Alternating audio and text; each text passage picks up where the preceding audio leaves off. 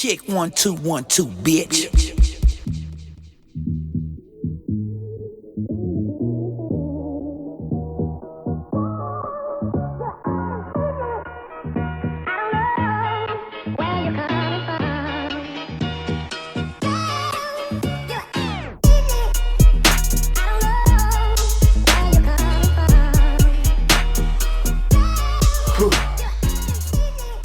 What up, everybody?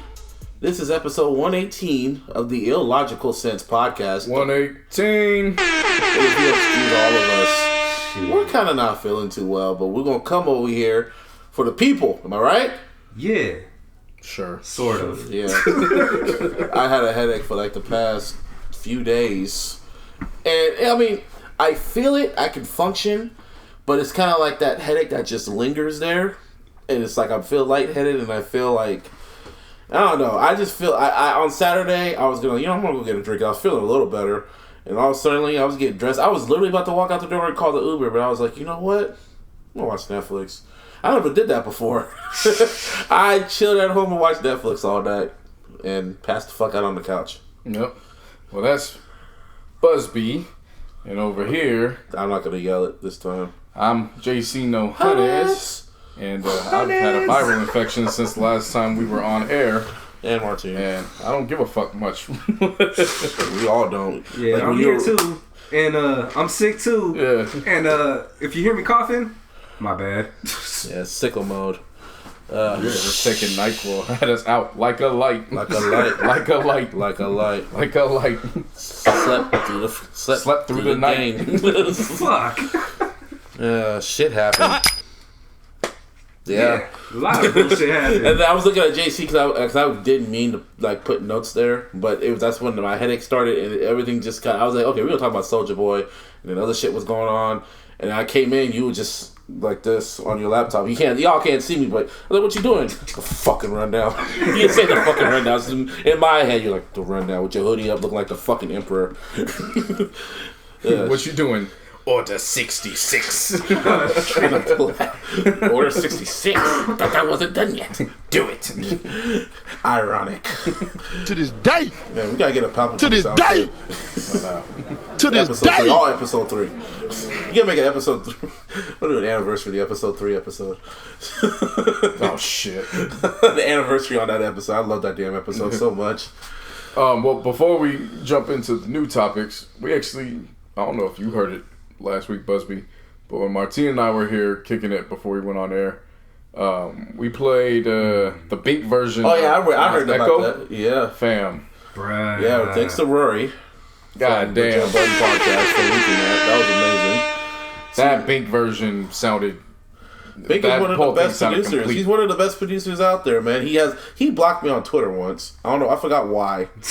But Bink on social media, he gets in his emotions a lot, and he just Bink blocked me once. I wonder why. Well, on Twitter, he gets his feelings all the time. He does. He really does. I forgot. I think that's why he got blocked. No, I didn't. No, not just me. He went after my followers and other shit too. Like, you'd be searching his name on Twitter. What the fuck? Yeah. All right. Yeah, he said some shit to one of my friends or something like that, and he got in his feelings when I said something back. You probably gets mad when you type in Bink, but don't put the exclamation mark at the end. Well, yeah, his ad name is BIN, but you can't even put the exclamation point, but you know what I mean. No, nigga, it's Bink, nigga, not Bink. Bink, nigga. It's like Pinky, nigga. Yeah. Anyway, that version was dope. Yeah, that shit was I'm kind of waiting for Swizz, the second half of Swizz's albums. Well, isn't he supposed to drop like 3 or some shit? Yeah. So 2 more. Yeah. Yeah. The next one's supposed to have the Jay-Z, Nas, Jay-Z, DMX, and the Jadakiss song.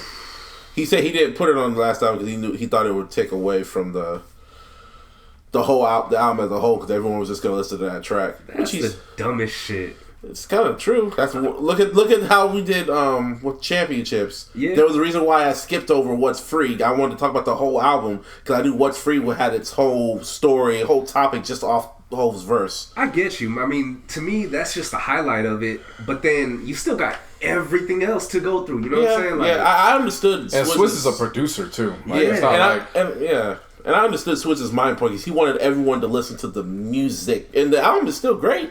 Everyone had their shit on there. It was just like he knew that people wouldn't. He knew how people think. the average listener. Yeah.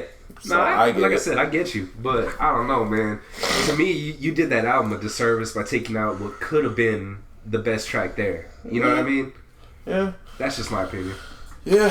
Unless the track holds the next project together, which at that point we call him a genius. Oh yeah, Exactly. If that song is cohesive within that album, then yeah, I have no issue with it. But I just don't understand why you wouldn't put your best foot forward. Right. You know what I mean? Hey, man. That was basically the only thing we missed. We covered everything else. I was proud of ourselves. Round of applause to ourselves. All right. Yeah, we were better. Covered everything last year. We were last week. We were healthy, too. Yeah. No, like, no fucking joke. Like, we were good, and then right when not even bullshit, right when I finished promo for the episode, that's when I started feeling sick. And then Wednesday, fucking Thanos snapped, and I was there. Like a light. Yeah. Like a light. Slept through the flight. Well, while you were getting sick, someone was sick and tired of one person. Yeah. And that was Tyga was he was tired of Tyga. But it was like a little blip on the last episode because we thought it was just a joke. I mean, still is funny as hell. Tyga? Huh? You don't have to sound like you're about to put something. Huh? Huh? I was like, okay. Well, Soulja Boy wasn't done. He decided to take his trolling tour to the Breakfast Club. And by God, let's have a round of applause for Soulja Boy. That was by far the most beautiful thing I've ever watched. I woke up and my homeboy just sent me the clip from Instagram, and they was like, well, what about Drake, the biggest artist in the world? Drake? Drake? I ain't sent it to Martine yet, but I'm just, Why did Meek Mill have a bigger comeback than Soulja Boy? What, me personally? Why? Because he was locked up. Yes. Okay, I was locked up too, nigga. The Drake. Yo! Look how he Meek Mill ain't beef with Chris Brown and was finna box with Floyd Mayweather. He beef with Drake, the biggest rapper in the world. These niggas, Drake? Yeah. Drake? Yeah. The nigga that got bodied by Pusha T? The nigga that hid his kid from the world, but his world wanna hide from the kid? Aubrey Graham in a wheelchair? Drake? Yes. Y'all niggas better stop playing with me in here. Stop telling me like I ain't teach Drake everything he know. Oh, You that taught was Drake beautiful. everything he know. Y'all ain't hear Drake on his first song? Tell me what's really going on. Drizzy Drake back in this thing already. That's Oh, Soulja. shit. That's my bar. No, I thought that was trolling, but that was real people. He copied my whole fucking flow. Word for word, bar for bar. Oh. Don't act like I didn't make Drake, nigga. Don't do that. no, that bar's not fake. It's not. No, it's not Kiss Me Yeah. Through the I Phone, know. but it is off a mixtape song. In 07, he found it on YouTube. Yeah. Is that really surprising? I mean, really, because he stole. Draymond, I was about to say Draymond. He stole from Too Short. He stole from Rappin' Forte.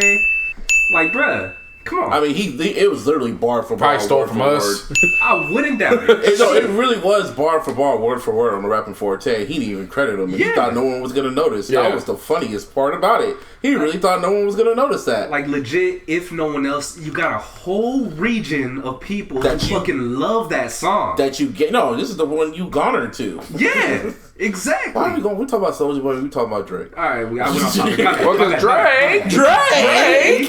Drake. I'm just saying. Sound like Home Improvement. Oh, Drake. Oh shit. That was hilarious. That whole interview was hilarious, man. So, and all the shit Soulja Boy was saying, What's true? besides the Tiger shit, but how does Tiger getting in the crossway? He's just minding his business, dropping records, not getting in no funks, and people just bring his names up. It's a part of Tiger's rebrand. He gets brought up in the shit, and then he releases a bomb-ass single, and then he does another song and does the remix with the person that brought him in the shit. Think about it. Yeah. Nicki Minaj clowned him, and then he went and did a remix to one of the songs that's been out. Like, Yeah. that's... Yep. Well, don't be surprised if him and Probably Soulja what's Boy got a gonna video happen. coming. You know, so he probably laughed at that shit. I mean, everything Soulja said was true. Like, Yeah. again, like, when I put him in Powerful Niggery last week, I even said it. I was like, yo, this is all fun and games. It's funny, but let's give the man his proper respect. Of course. This is a legend in the game. Right. And he said it.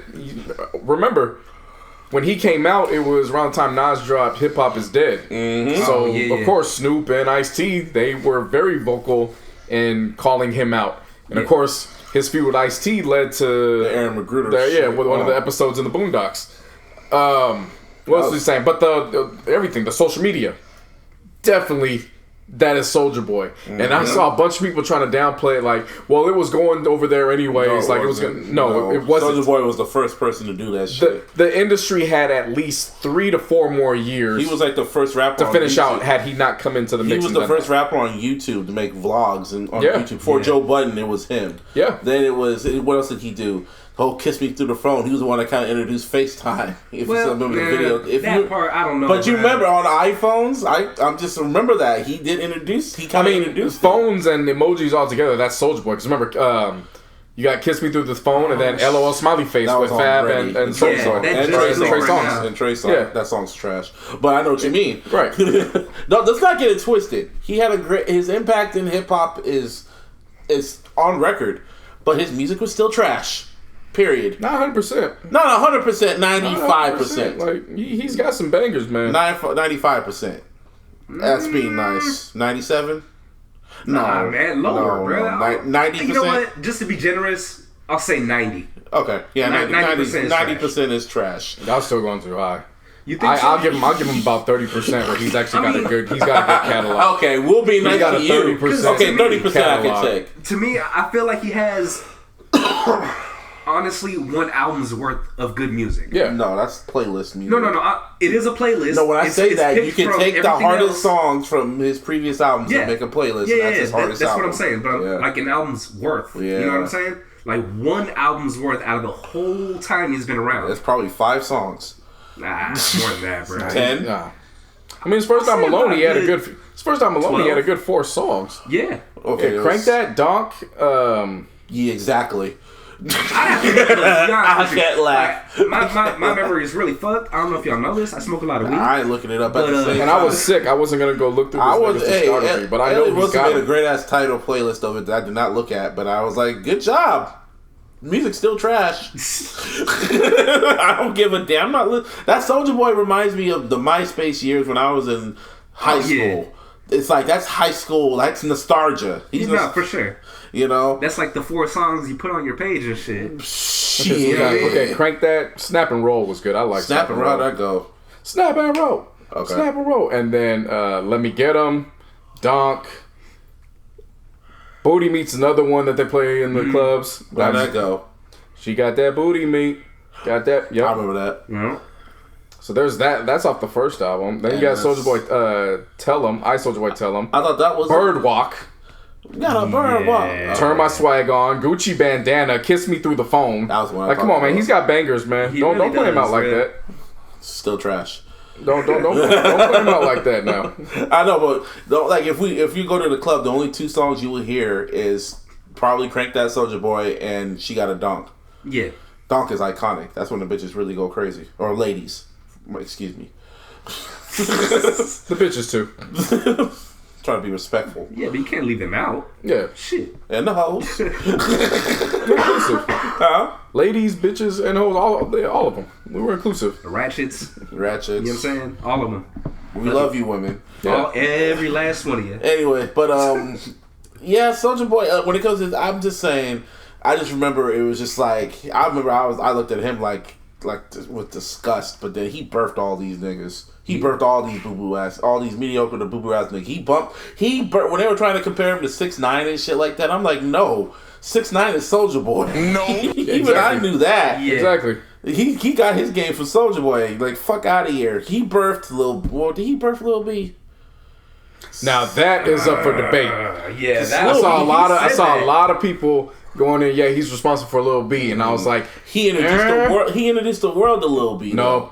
The Pack introduced him, Lil B, to the world. Bay. I'll say that. No, I remember Vans took off. Yeah, it wasn't just a Bay record. It took the fuck off. But when Lil B became the character known as Lil B. Yeah, that's what I was about to say. Like when he turned into the bass god, that was probably Soulja Boy. Soulja, that's when he got it on his records and shit like that. But and who else? Lil Pumps, the fucking 6ix9ines. All these, the Lil Uzis, all these niggas, that they owe their career to Soulja Boy. I just give a round of applause to Soulja Boy on that tip. He's a legend in the game. I don't even want to. I don't like his music, but you have to. At 31 years old, I have to acknowledge this shit. Yeah. Even though I hated his music when I was a kid, Oh, same here. Oh, I thought he was a cancer to hip hop. But Again, that was one of those things where y'all had to be in the South to understand I get it. what was going on. And- I believe you. Because when I got to Tennessee, that's when he started popping off. Yeah. Well, and the thing was, I shouldn't even say start popping off. That's when he went mainstream because Yeah. Crank That had been out for 2 years before. Yeah. Oh wow. Yep. He just re-recorded it and then put it out Didn't there. Cali Park sign him? Yeah. Yeah. Cali Park, yeah. He was Cali What Park. happened to him? I don't know, man. Cali Park, Bubba Sparks, and then we Booty, working. Ow. Okay, I got a headache. Hey, well, staying on the topic of Drake, apparently he has a deal for the Vegas Regency or whatever. The residency. The residency in Vegas. Yeah. I heard. Well, don't quote me on this. I read up on this shit, and I guess he only got paid $10 million to do that shit. Yeah, that's fucking crazy. That's low. That's That low. ain't shit. Unless he's What doing kind of one shit is show. that? If it's one show, okay. It's not a whatever. residency. But that's It's one show. I wouldn't call that a residency at all. I hope he. If it's one show, I could see that for sure. If Like, it's oh, he one got paid show? one show. Yeah, 10 minutes. It's a Not for rumor. the residency. Allegedly, he's only getting paid $10 million. But I'm like, damn, Madonna got paid more than that. Jennifer Lopez, Britney Spears, Lady Gaga, they all got paid more than that. Yeah. The fuck? And you only getting paid that much, and you're supposed to be the biggest rapper of all time? Not of all time, but the biggest rapper. Period. Well, currently. Currently, at the moment, Yeah. Jay-Z wouldn't perform for no damn $10 million. Shit. I don't need talking pocket watching, pocket watching, but whatever. So yeah, Soulja Boy still dissing everybody. He was troll. I just looked at it. He's just trolling. That's how I looked at it. He dissed Kanye. Said some real shit about Kanye. That's the most realest shit any of his peers ever fucking said. Said it straight down to the middle. And then he was trolling, but at the same time, it was some truth in it. There was truth, and then on the flip, he is a businessman too. Mm-hmm. Like he. Oh yeah. Remember, we credited Ray J for that, but remember those Ray J scooters? Soulja Boy invested in those. Ray J did a scooter? Yeah. Oh wow. And those have been very popular on the market. Soulja Boy was one of the investors in those. Wow. Because they had a storyline with that on Love and Hip Hop Hollywood. That's why you know, because you watch Love and Hip Hop. Yeah, so I mean, again, like wasn't he promoting Love and Hip Hop too, kind of? No, he's promoting his movie, his console, and then I think he's on movie, the movie, and then I think he's on another show, Love Boot Camp or something like that. Yeah, Love Boot Camp. Oh, yeah, he was promoting that too. Oh yeah, with Angela. Yeah, so I mean, this is how 6ix9ine should have been trolling. If we want to minus all the gang shit, all the violent shit. This is how he should have been trolling. Even include the gang shit, because I mean, Soulja Boy was trolling with that shit years ago too, but not to the extreme that 6ix9ine did. Right, well, that was the forefront of it. What I'm saying is this: how 6ix9ine. That's why when they were saying Soulja Boy is getting this from 6ix9ine, no. Soulja Boy is the master at this. This shows because he's trolling, but he has content and he's bringing product with him. He tried that shit in New York, and Casanova checked his ass. That shit was funny to watch. I'm like, oh yeah, that's how he's trolling. Well, no, I saw that. I didn't even call it checking. I'm like, a lot of people were like, oh, he's getting put in place. And I'm like, y'all don't got big homies, do you? Because that looked just like a big homie conversation. Just that's what he's telling him, nigga, you looking crazy out here. Yeah, bro. it didn't look like he was trying to check. That's pretty much what he was telling him. Like a big homie, bro. Just. But then that was another thing. I was like, how is Casanova always in these shots? Right place, right time. Like it's New York. It's New York niggas. Shout out to Casanova. It's like a nigga Jedi. He just knows when and where to be, just to give you some game, and then he floats off, disappears. On some fucking Yoda shit. Fucking black. Now you got this image of Casanova looking like a black Yoda. Thanks for that image, JC. Or Mace Windu's cousin. Nah, yeah. His ratchet ass cousin that shows up to the Jedi Temple. What up, nigga? Castle Windu. Castle Windu is like, wow. Yeah, it's the only time Mace becomes gangster is when he sees his cousin show up and visits. Oh damn.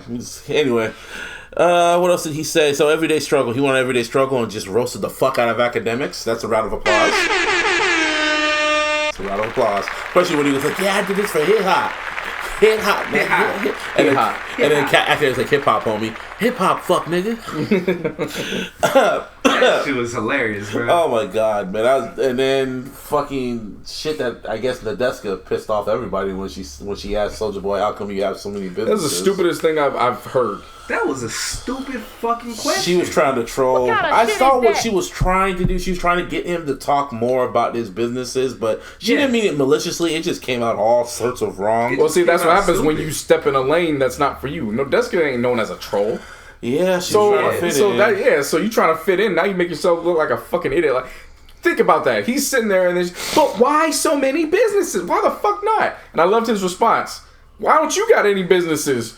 Serious, I love that. though. It was funny. Wayno looked like he was about to Serious, pop off on that nigga though. Wayno was getting up. He looked like he when Soulja Boy was like he's like, yeah, talk nigga, and Wayno was getting up. He had that look on his face like, do I have to punch this nigga in the throat?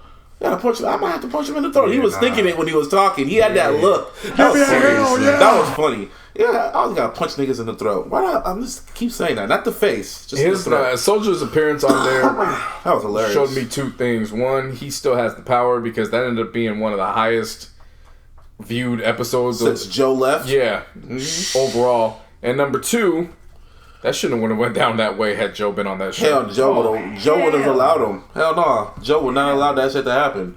He will not allowed to be trolled on his platform. Nope. He's the ultimate troller, not you. Right?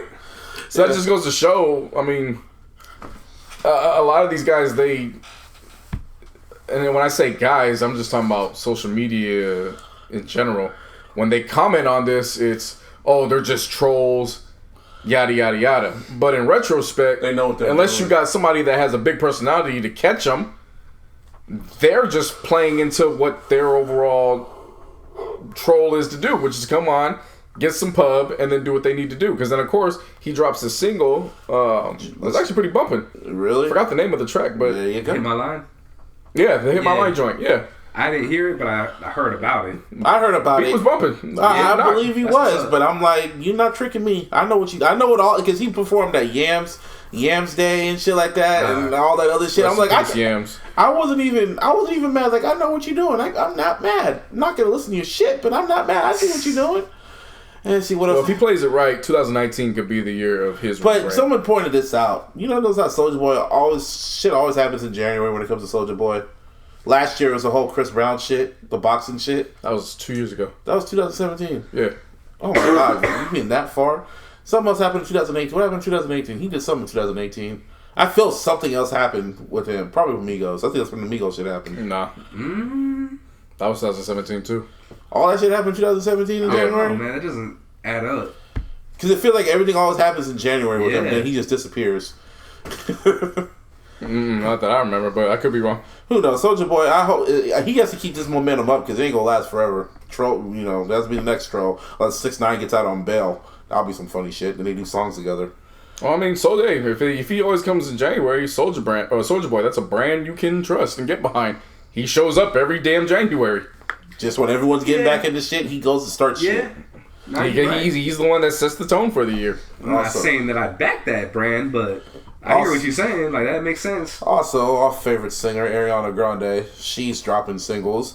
After her follow-up single to Thank You Next was 7 Rings. Did y'all listen to that shit? Yep. What'd you think? Nope. Trash.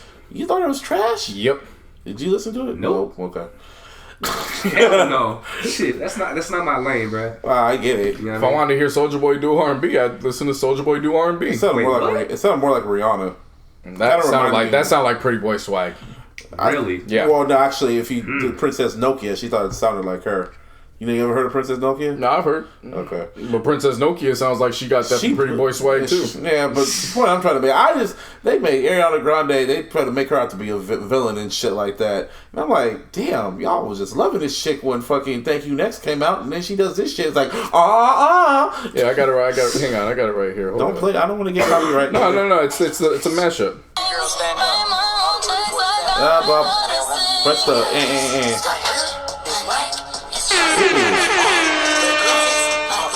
Where'd you find that? Where'd you find that? Don't worry about it. You didn't want me to play it. So. No. I don't want copyright shit. That shit fucking smacks. Ooh. See, if she was smart, she'll call Soulja Boy to be on the remix. I'm If saying, she if was I, smart, Wow. Wow. Yeah. That shit That's all I smacks. can say about that shit. Yeah. Fucking wow. If she was smart, she would call Soulja Boy to do fucking. She would call him to get him on the sequel. On the remix. The remix, yeah, no, I guess you. How, with all the copyright infringement shit, She didn't how write the fuck the did she song. get that? Victoria Monet wrote the song. I looked at the credits. She wrote the song, and she did. And even in the video, she had what's it called, the Pink Houses, which was based off 2 Chainz'. I'm gonna say, like, yeah. she's taking swag from a bunch of cats. Like, let's keep it a buck here. Oh, I know. She's taking swag, and even another person she's taking swag from, in my opinion, who one that I don't even really care for their artistry, but I'm gonna call it how it is. Who? Taylor Swift. All of a sudden now you want to put X's into your music and incorporate all that? X. Oh, X is her music. Yeah. No, Because that's literally all Taylor Swift's been singing about since she came out. Taylor Swift is the queen of that. That's what I'm saying. She's the queen of putting your exes on the song. But I have to say, you know, that was only one song. And I think after Mac Miller died and after the whole shit with Pete Davidson and the whole shit that happened with the shit, like Ariana Grande is like, you know what? Fuck y'all. I'm gonna do the music that I want to do. I'm just saying, like, Larissa was around the crib blasting it, and I'm like, that's Soulja Boy. She goes, shut up, we're not gonna talk about it. And I'm looking at her like, come on, sis, let's talk about it. And I'm my sick ass. She just got done making me a hot cup of tea, and I grabbed the mug and I was like, let's talk about it, sis. And I started drinking. She goes, get the fuck out of my house right now. Just leave. Hey, she likes the damn song. I told everyone that song's a bopper. That song is a bopper. Females ain't. No. To y'all, it isn't. To women, they're gonna listen to that shit in the bars, dog. That shit. That's when I say it's a bopper. It's not a bopper for me. I ain't gonna listen to that shit. But the women, you know what women like, and they like that shit. I mean, if you don't put it then cool, yeah. That's what I mean. But I didn't like Thank You Next. I didn't care about that record. No, the women's love that shit. I know, that's the control. That's what I love. That's the only way I could call it. It's like the female control verse. I know. What I was getting to, though, was, again, if I want to hear Soulja Boy do R&B, she's gonna get him Kiss Me Through the Phone. She's gonna get him on the remix. I feel like she's gonna get him on the remix. Can you imagine? That would be some Ariana. Ariana. He ain't gonna pass up that. Ariana. That's tour money. Can you imagine Ariana Grande bring Soulja Boy on tour? Wow. She going the Miley Cyrus route? Because that's not her lane. Dude, Ariana Grande, man, she's been sexually... Ever since her exes died and got depressed, she's been living her best life. That's so horrible. It's the truth. No, she's dropping her album. I agree with you. I understand. But, Jesus, man. Oh, yeah. She also revealed she's revealing the track list for her album on Friday. So I'm like, okay, so that's why you're performing at Coachella. So yeah, album incoming. That's one album. Okay. Next is gonna be Gambino. I don't know when he coming, but I told niggas that was gonna happen. Well, we've been waiting on his shit for since while fucking October. What's it called? Drop. This Is America. May. Yeah. Shit. Oh shit! This Is America. Yeah. That was a good subway. Let's make this quick. Yeah. No. To end out with the Soulja Boy thing though, somebody put some on Twitter I thought was very appropriate. It was a nice quote. It was, pioneers take the arrows, but settlers take the land. That pretty much describes Soulja Boy's career. He had to take all the brunt. Remember, he was blamed for everything. He was blamed for using Fruity Loops, making beats off of computers. DJ Mustard. Now everybody does that. DJ Mustard got pop off. He was getting Ninth Wonder. Yeah, he's getting booed, made fun of for going the YouTube route. Because cats got like, made fun of that? Like, you broke. You can't even get your own publicist to get you put out. Now it's mandatory that you got a YouTube page. Like, he took I understand where the hell he's coming from. Like, it's funny. Don't get me wrong, it's entertaining. But he's absolutely right. He definitely is owed at least 3% of anything that comes in. Maybe even 4. What's that from? And once I feel better, I'll likely say the 5% for sure. Where's that from? Maybe even 4. What's that from? Friday. Yeah, it is from Friday. Yeah. What kind of shit is that? Why are you leaving, Martine? Cause I'm fucking sick. One of your favorite topics coming up. Ah, son of a bitch. Yeah. God damn it. I'm back. Yeah. You can get your rant on. I mean, I ain't gonna fucking rant, bro. Well, so that leads us that quote actually takes us into. Yeah, I know. When you said the quote, I was like, ah, shit. Yeah. Covington High Catholic High School. Make it quick. Kentucky. I'm gonna be silent. I'll say something. So the school was at the March for Life rally at the Lincoln Memorial. I want to find the kid's name. You can't find his last name was Sandman. Yeah. I remember that shit. How about Cracker? I think maybe Nicholas Sandman or something. Let's call him Cracker Jr. That's what I'm calling him. Cracker Jr. Yeah, Nicholas Sandman. Yeah, and his mother, Julie Sandman. I'm calling him Cracker. Can't even make that shit up. I know. You cannot make the Sandman. names up. Never.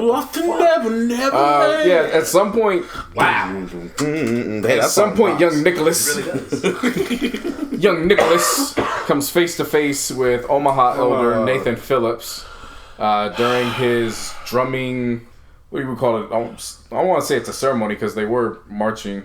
It was a ritual. Yeah. I don't even know what to call it, to be honest with you. I'm just irritated by the whole situation. I'm irritated because I have Native American friends and I know the whole history about what happens over with their culture and people.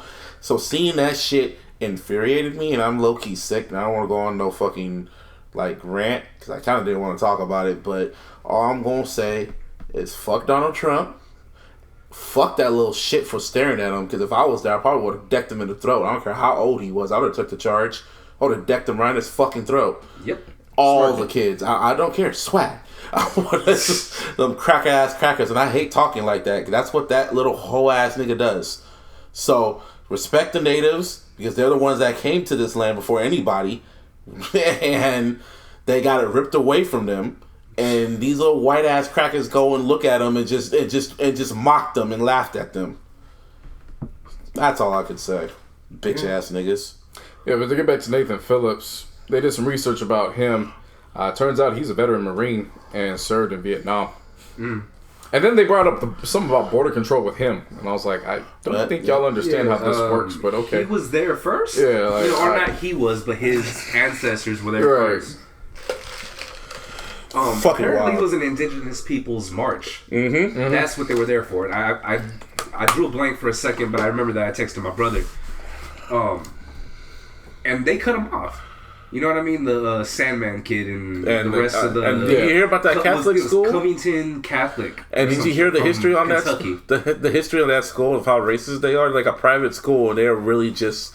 Dude, it's not surprising when you consider that they were all wearing MAGA hats. Well, that too. You know what I'm saying? It's a red state. I'm not saying they all were, but they all were. If you are siding with them, if you see anyone wearing that little hat, you're siding with the fucking enemy, Kanye.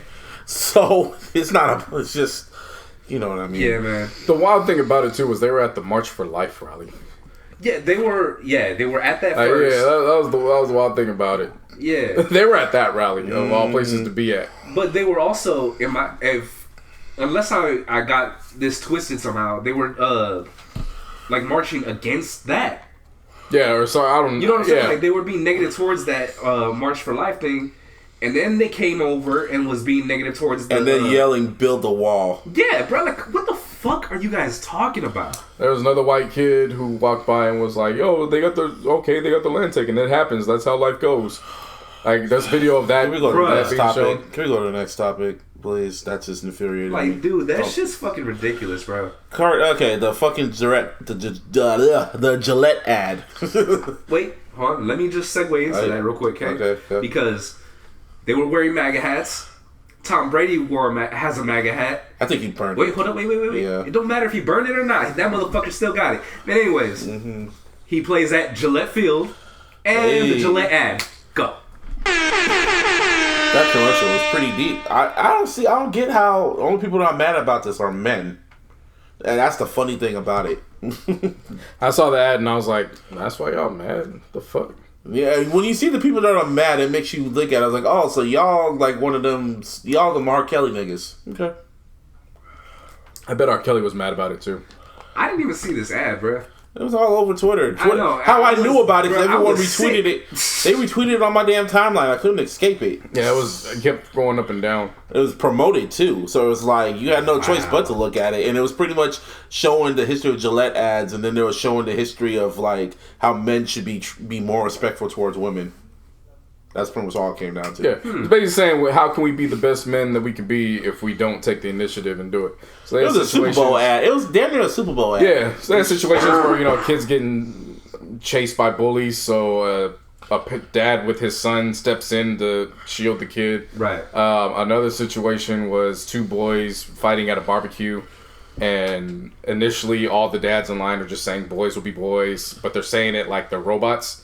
Just in unison. Right. And then when it snaps into changing the fact the dad comes in, he separates the kids away. And then the women aspect of it. Yeah, woman was getting targeted. Another guy stepped in like, hey, come on, man, chill. It was Which to me at that point, like, I got it. Just that certain scene on what it was, I was like, seemed kind of forced, but okay. I'll it was pretty much in one big name. It was message. That's all it really was. Yeah, okay, I get you. But niggas were mad. Yeah, the overall message, I was cool with it. I didn't see the problem. I was like, y'all niggas, see, it was one of those moments I looked at, I was like, you wasted my time. Kept scrolling. And I'm like, and then you see the people that are mad about it, and it's just, you see where they stand. Oh, you one of them niggas. Okay. Just make a mental note of who they are. So, grab them by the pussy ass niggas. That's all they are. So, Cardi. Oh no, fuck that. In other news. The government's still shut down. I was wrong with my prediction. It's still shut down. This little hoe ass nigga in office decided to go on fucking make a special announcement, say he was gonna reason with the DACA people or some shit like that and finance them. The Democrats just said they just called Draymond Green and he called the hoe ass nigga and said No. They all said No. just fuck out of here. Like, What kind of shit is that? like, my nigga, god damn, just open it up. It's like, it's becoming more spooky for him. And now there's other shit coming out saying that, because BuzzFeed leaked out a story saying that he told Michael Cohen to lie to Congress and shit like that. And that's what Mueller knows, that whole ass nigga told Cohen, like his campaign manager, to lie to Congress about what happened with Russia. And if that's true, that is obstruction of justice, and that's what got Nixon kicked up out of this bitch. So, yeah, press that the horns. So, shit's getting spooky. That's probably why he's trying to keep this shutdown going, so they won't investigate more, because FBI is out of a job for now. Yeah, Pence. I don't know if you saw the clip today. I saw it. Kept scrolling. Yeah, Pence released a clip basically saying you pretty much uniting the Trump administration and unifying it with that vision of one Dr. Martin Luther King Jr. No. Yeah. Wow. Yeah. No. Pretty much unified it. Basically, I was just looking at it like, nah. if only Dr. King was here, I should be asked for approval of things like this. So anyway, Cardi B, as much as... Wait a minute. We did ourselves a major injustice, I just realized. Oh yeah, today's Martin Luther King birthday. Day. Yeah. Oh, shit. See, that's how sick we are. Yeah. Because we were talking about the Laker game and everything, and then we hella forgot the whole reason why we were excited, because they're going to be playing on Martin Luther King's birthday. But it's not really that exciting now, because LeBron ain't really playing, and everyone's fucking injured. Nah, damn the games. I don't even give a fuck about the games. So now Did you see some of the accounts that were honoring MLK? Putting fucking beards on his face and shit No, like not that? those. Did you see some of the accounts? Nah. Oh. The CIA and the FBI. Oh yeah, I saw that. They do that every year. Posted honor, and I'm like, fam. They do it every year. Hold up. Let's not say too much. Time out. Yeah. Let's not say too much. Hold up. Well, I mean, we could. It's public. It's on public record. I know, but still. The FBI is admitted that they were responsible in 1999. They admitted that they were responsible for this man's assassination. Oh, we know. Yeah. Come on, man. What? It's like, come on. Every year, I don't want to say I despise this holiday, because I don't. The man clearly needs to be honored. Yeah. It's just every single year people do stuff, and I'm just like, we get further and further away from what this day actually represents. And Malcolm X is looking like, I told you, nigga. By any means necessary. Need a Malcolm X Day. We really that's do. That's too real. That's really too real for niggas. Trump is too real. You feel me? Need a counterbalance for that. See, he was, man. Malcolm X was like the Trump for white America. He kept it too fucking real. I love that nigga. Detroit Red. Holla at your boy. Okay, so Cardi B, she's really political too. Don't let the stripper and the ratchet shit fool you. Even before all this, she's always kept it real. She reads a lot, and she knows what goes on. So she premiered the twerk video. Let's have a round of applause for that twerk video. We support the arts. I said there's the tip drill video. There was pussy popping. There was the anaconda video, and now there's this video. I'm sure there's a few more. There's a few more, but those are the ones. What? Uchi Wally. Big pimpin'. Well, the uncensored. I'm talking about uncensored. Oh, Disco you're Inferno. going about uncensored. Okay, then. Yeah, Disco Inferno. Disco Inferno. But definitely. Yeah, I still feel Trip Drill was the video. Anaconda was too. But this video was just beautiful. Nice twerking contest. And it makes sense why she missed. Like, I'm looking at it, I'm like, oh, she missed court for that. I support that. I agree with that. The judge shouldn't have warned her for that. For sure. The other chick wasn't in the video. The other chick wasn't in the video, though. She's still in jail. She's locked up. Yeah, I know. So who's... Oh, you mean when Cardi missed... Who are you talking about? Remember when she missed her court date and the judge said, yo, that's a warning. You need to get here for your court date. Oh, yeah. That's what she missed it for. Yeah, that video was fucking amazing. That video was amazing. Cardi's 2 for 2. Well, not 2 for 2. A lot for a lot. A lot for a lot, yeah. Since the beginning. Since the beginning of time, Cardi B made twerk. Yeah. That was just... So they dropped the twerk video at the beginning of Tuesday. And then Cardi went on. And then by Tuesday night, Martine, if you want to hook that up for us right quick. Oh, so you got it all queued up, ready to go. Yeah, man. About damn time.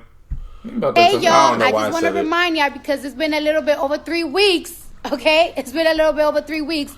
Trump is now ordering, as in summoning, federal government workers to go back to work without getting paid. Now, I don't want to hear y'all motherfuckers talking about, but Obama shut down the government for 17 days. Yeah, bitch. For health care. So your grandma could check her blood pressure and you bitches could go check your pussy in the gynecologist with no motherfucking problem.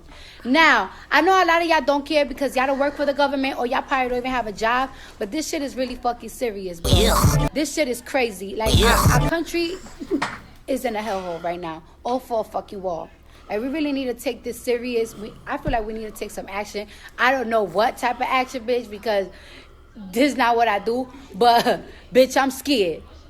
This is crazy, and I really feel bad for these people that gotta go to fucking work to not get motherfucking paid. I thought there was more. In the caption, she put, okay, twerk video out. Pause the Cardi B. And then, she's dropping knowledge, bro. Because she's always been that way. That's the crazy thing about it. Even before she got this big, she's always been like socially aware. Socially aware of her surroundings and shit. Sure. She's very aware of everything. And I'm like, it's like a Boondocks episode. It is. So in the midst of that, what was it? The next day? What's today? Today's Monday, the 21st. 21st. Okay, so then yesterday, the 20th. It's been quiet from Tommy Loren, who we refer to as Tammy. I forgot she was around until yesterday. She's a troll. Or the day before, when she then saw this video and made a comment in regards to Cardi saying, looks like Cardi is the latest genius political mind to endorse the Democrats. Ha! Keep it up, guys. And then Cardi responded, leave me alone. I will dog walk you. I mean, yeah. I would pay to see that shit. Yes. She would. Like, fuck seriously. her Oh my God, I would pay to see that shit. And more than, the fight that was this weekend. Yeah, we'll get into that. Yeah, no, I know. Yeah, so then Tammy comes back and responds, I'm sure you would. Still doesn't make your political rambling any less moronic. # build that wall. See. To which Cardi then responded back with, you're so blinded with racism that you don't even realize the decisions the president you root for is destroying. Destroying the country you claim to love so much. You are a perfect example on no matter how educated or smart you think you are, you still a sheep. In other words, She got tore off by a fucking stripper. An ex-stripper. That's wild. See, that's why I don't pay attention to Tam. What's her name? Tammy. Yeah. She's a troller. I look at her the same way I look at Ann Coulter. She is a troller. that fucks niggas. Yeah, that fucks niggas. Yeah, she's a troller. She says all this shit just to get paid. She knows what's gonna rile people up. This is ad dollars. Thanks to the prophet known as Aaron Recruiter, when he showed that shit, what's his name? Good Love and Ann Coulter, when they were talking, and then they go backstage and talk to each other. I was like, oh, this is what this shit is. They don't mean that shit. Rush Limbaugh, fucking Bill O'Reilly, they don't mean half the shit they say. They just know that's how they get their money. It is what it is. Yeah. I will say this though. The term dog walk on Urban Dictionary must have had a hell of a lot of traffic after that tweet. Oh, for sure. Dog walking. Like, I'm gonna All whoop them white people. Shit. No, let me go. I just want to tell you something. That's what Cardi is like. I gotta tell you something. If she ever saw her in person, but yeah, I love how Tammy went political and Cardi just went straight up to, nah, you don't want this smoke. keep walking. I'm not in politics. Cardi's about to be on Real Time with Bill Maher and shit like that, and just dude, even like senators were trying to like they did this whole time like say, should we retweet her? Cause like I'll do it if you do it. Like, come on, that's another reason that's gonna piss off Nikki. Yeah, she said, Nikki's words. There's some good that Trump has done. She did say that. Yeah. Well, whatever. Yeah. Fuck that. No credit. I don't give a fuck how many black folks he released. I don't give him no credit. He can cause world peace. I ain't giving him no credit. Fuck that nigga. In the ass. Whoa. No Vaseline? No Vaseline. All homo. All the homo. Not for me. Not coming from me neither, but pause. Yeah, definitely. I saw that on Twitter once. Oh I think I sent it to you guys. It's happening. Everybody stay calm. What's the procedure, everyone? What's the procedure? Nah, no, that's what did that tweet say? I sent it to you. I forgot what the whole topic was. It was like, yeah, man, if I saw that nigga, I'll fuck him in the ass or some shit like that. I sent it to you in the group chat. What kind of shit is that? It said some shit. I'll fuck him in the ass and all homo, some shit like that. I was like, okay. Speaking of that, I don't even want to get into the fullness of this story. Did y'all see that story about, I guess, the pastor or whoever that cheated on his wife with a guy, and then the video surfaced? Was that shit I kept seeing with the dude's legs in the air? The dude's legs in the air. Oh my god. Yeah. Well, no, yuck. I don't want to yuck gay people. Like, it's not yuck. No, it's just the description. That's why I'm yucking at that. Like, yeah, that was a man's legs in there. I somehow, some way, I had my fucking videos not. The settings weren't supposed to play the videos. There's a video? Yeah, and it was on the timeline. Oh no! I saw the screenshot. But somehow, some way, the video did it, and his legs were fucking. Like his leg, he could have kicked God in the chin the way his legs was in the air, and I was just like, "Yo!" And he was looking at the camera. I remember I saw the screenshot. Old boy was looking at the camera too. With that little, yeah, like he's a meme. If you see a bald headed nigga with a beard, that's him. That's the same nigga. Oh, yeah. Wow. Yeah. It's an evil world we live in. I'm saying, like, I hate to go down. I don't know how you found it. I thought like that I said, I was scrolling down. Like, I have enough people on my timeline where they retweet the fuckery. Yeah, like I see the fuckery too. I see the fuckery too. I just didn't expect it to auto start because I was gonna scroll past it. Like, damn, that's messed up. I can see a picture of an act and just scroll down. Like, okay, it is what it is. Whatever. Right. That's as I'm going, it starts, and I'm like, of course, at that point, you're like, oh shit. Damn. Yo, this nigga killing this nigga right now. Was it like a minute-long video? Yeah. Yeah. And he got his off. He went, at the end. Oh, shit, that's hilarious. I just saw the screenshot. I didn't know there was actual videos. Yeah. No, it's out there. It's real. I don't want to look for it. Wait, I don't even know if it was was it a pastor or was it just a dude that was in that Facebook group? I think it was the Facebook group. Because I know the pastor was cheating on his girl, his wife, and then bought the Lambo or something like that. With the church's money. Yeah, that's funny. But that nigga, that's the nigga that went, that's fine. Yeah, the one that was the one that wanted to commit suicide, I guess, because the Facebook group. Oh. Remember that was the description? Yeah, but why did you film it then? That was my thought. I was like, why are you filming stuff if you know it's gonna come out? If you know, this is why you always have to delete it. Just delete the videos, man. Don't even put it in the cloud. Look, man, like I've always said before, as long as you ain't killing, stealing, and destroying, you're an equal in my eyes. So while I'm not, my preference is obviously women and heterosexual sexuality and all that. Yeah, I gotta say, homie was killing that shit. Homie was killing that shit. Old boy was putting in work. Was old boy moaning? Or was he just laying there? No, oh God, he was getting his shit dragged. Ugh. he was coming back for more. Hey, man. Whatever. Get it how you live. Like the only reason, Soulja Boy, to me, the only reason why it's is because the man was married. You know, he has a wife. Yeah, you know what I'm saying? that's what. If you I'm in that. you know what I'm saying? If you eliminate that shit, I'm just looking at it like, yo, damn. Yo, even in the gay community, homie's getting it. Like that's right. Yo, he getting it. But it's the fact he got a wife that he's going back to. You know what I'm saying? Like that's key. Oh, and then the fucked up thing that R. was Kelly song. Yeah, the fucked up thing was they saw there was a picture of him and his wife, and then no, dude and his wife, and it's a regular picture. Okay.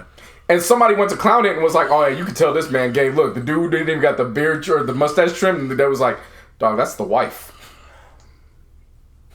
Wow. I don't know how we subway from that. Yeah. It's an evil world we live in. Speaking of evil world, Fyre Festival. box. That's a good subway. Good job. All right. I don't. I'm just at a loss for words that you brought all that up. That was a lot. It was. I mean, shit. And the fucked up thing was it happened right between the I'm sure the playoff games. Oh. So it was one of those things where it was like I could have easily just went to the game like, oh no, I lost, like close the app up. No, once it started, it was like, well, the game don't start for another 3 minutes, so I guess. Yeah. Call Larissa over to watch it with you. She saw it and she was like, yeah, I saw that. He was handling business, and I was like, he was. Hats off to him. So, hey man, that nigga's arching the heel. Get it how you live, bro. Get it how you. You know what I'm saying? Okay. That nigga's heel was tap dancing in the air, man. I'm telling you. Fyre Festival. So, which one you want to start with first? I started on the Netflix one because I felt that when I saw the Hulu one, it revealed the whole picture, and I thought that was more hilarious to me. I was like, "Oh shit, let's get serious, then get funny." Yes, I watched funny, then got serious. So I watched it. Because my thing too is when we got off air last week, I was like, okay, Hulu just dropped it. Yeah, I'm gonna give them points for being petty. Yeah, so I'm gonna watch theirs first. I didn't watch it, and I watched it when the Netflix shit got announced. I was like, okay, Netflix is out, but I was like, what should I watch first? And I was like, all right, Twitter. I don't know. I always put these polls up on my Twitter, and people actually do vote for them. It kind of freaks me out, but I kind of like it. But by 2%, Netflix won. And you told me you didn't vote because all you did is say that, but I didn't count towards the vote. You should have voted. I guess. You should have voted. Should have voted. That's how it goes. You should have voted, man. Should have voted. Should have voted. Like, press the yes. You should have put Netflix or Hulu, and all you had to do was press Hulu. That's all you had to say. So the next time you ask me for something, I'll be like, oh, just go make a poll. Yep. All right. Anyway, so this shit's wild. What's his name? Billy Fraudlin? Billy. Let's call him White Billy. Boy Billy. White Boy Billy. That's his name. So if y'all, this happened last year, right? Yeah. Yeah. Damn, they were quick with it. Yeah, they were. The festival itself, yeah. That's what I meant, yeah. The whole shit. Really, his whole shit started from years ago. Mm-hmm. With that damn... I mean, it's all in one. Magnesis. It's all in one. We don't have to talk about it separately. We don't have to talk about them separately. It's all like the same story. No, I was talking about them separately because certain ones had different content. Yeah. Like the Hulu one actually had Billy in it. Yeah, Hulu, that's what I was shocked about. I was like, oh, wow. Yeah, he was actually in it. Okay. And they was stumping his ass. It wasn't like they was just in there like asking him like, this wasn't like a Zane Lowe interview. Ooh. Like he was sitting there, they were asking him questions. And that's why I was shocked he was on there. Yeah. That's why I was shocked he was on that shit. Because I was like, I thought he would have kept it real. He didn't even keep it real. He got a cool $250,000 for that. Yeah, he really? To get grilled. Yeah, he got it back. All right. Help him fight off the lawyer fees and shit. Anyway, the funny thing about it on the Hulu version, they talked to Billy and they pretty much talked about everything that happened at the setup for the festival and for this, how he finessed all these people. He finessed Kylie Jenner. He finessed all these social media people, all the influencers. Just to do all that to make it seem like this was going to be the biggest festival of all time. It's like, oh yeah, the good music people going to be there. Huh? I remember seeing that. Bleak 182. They were going to go until they saw, oh, this is looking like a womp-womp. Major Lazer. Yeah, like a whole who's who of people. Like, you going to pay all these people on an island, which was supposedly, allegedly, Pablo Escobar's island. And then they had this really nice-ass trailer. And turns out the fucking nice ass trailer that they filmed, that was just from when they all came together on the island. They just filmed everything. Yeah. Grant, the weird twitchy ass motherfucker that they hired, that was like, "Oh, I want the symphony to do it this way," and like they had 1,000-word email, Martine, 1,000-word email, not an essay that you have to turn into a teacher, an email, and he sent it over to the editors, describing the kind of music he wanted and the cutscenes, just for a trailer. He wanted. And this is for a YouTube trailer, not the YouTube, an Instagram trailer, an Instagram trailer. No, it was the YouTube one. But the Instagram, but it got popular on Instagram. That's how people saw it. It was on Instagram. I'm like, all right, hold on, time out. No. So this is how they market it, which was genius how they market it. Oh yeah, they got influencers just to put. Remember that orange screen that showed up on Instagram? That just that random ass day. Yeah, a whole bunch of orange. That's how they did it. They got a whole bunch of influencers just to put it. When you tapped on it, it would then go to the Fyre Instagram, and then it would go to a website which had the trailer on it. Yeah. Oh, okay. So it wasn't just because the way you guys said it, I was picturing like a minute-long fucking. It wasn't trailer. Yeah, it was. Wait, so even the one that was on the website was a minute long? Yeah, same thing. That's trash. And it was well edited. It was well edited and made it look like it was gonna be the biggest thing in the world. And they had all the festivals and shit. They showed the beautiful women, and then they showed the itinerary with the tickets, which was gonna be cost like over $250,000 and shit. Yeah, you're gonna have and it was like you're gonna have like we're gonna have great food for you. You're gonna have nice luxurious tents. You're gonna have nice luxurious houses to be at. They're making this shit sound like it was gonna be for royalty, like for rich motherfuckers. If you are rich, you're gonna have great music and you're gonna have a great everything's gonna be great for you, right? And this is how much it is, over like $200,000 almost, right? Like it was a lot of money. And then as Busby was saying, come to find out, the whole edit of it was just Ja Rule Billy taking a group of the models and them just going out there just saying, okay, just film us. Just partying. That's all it was. That's cool.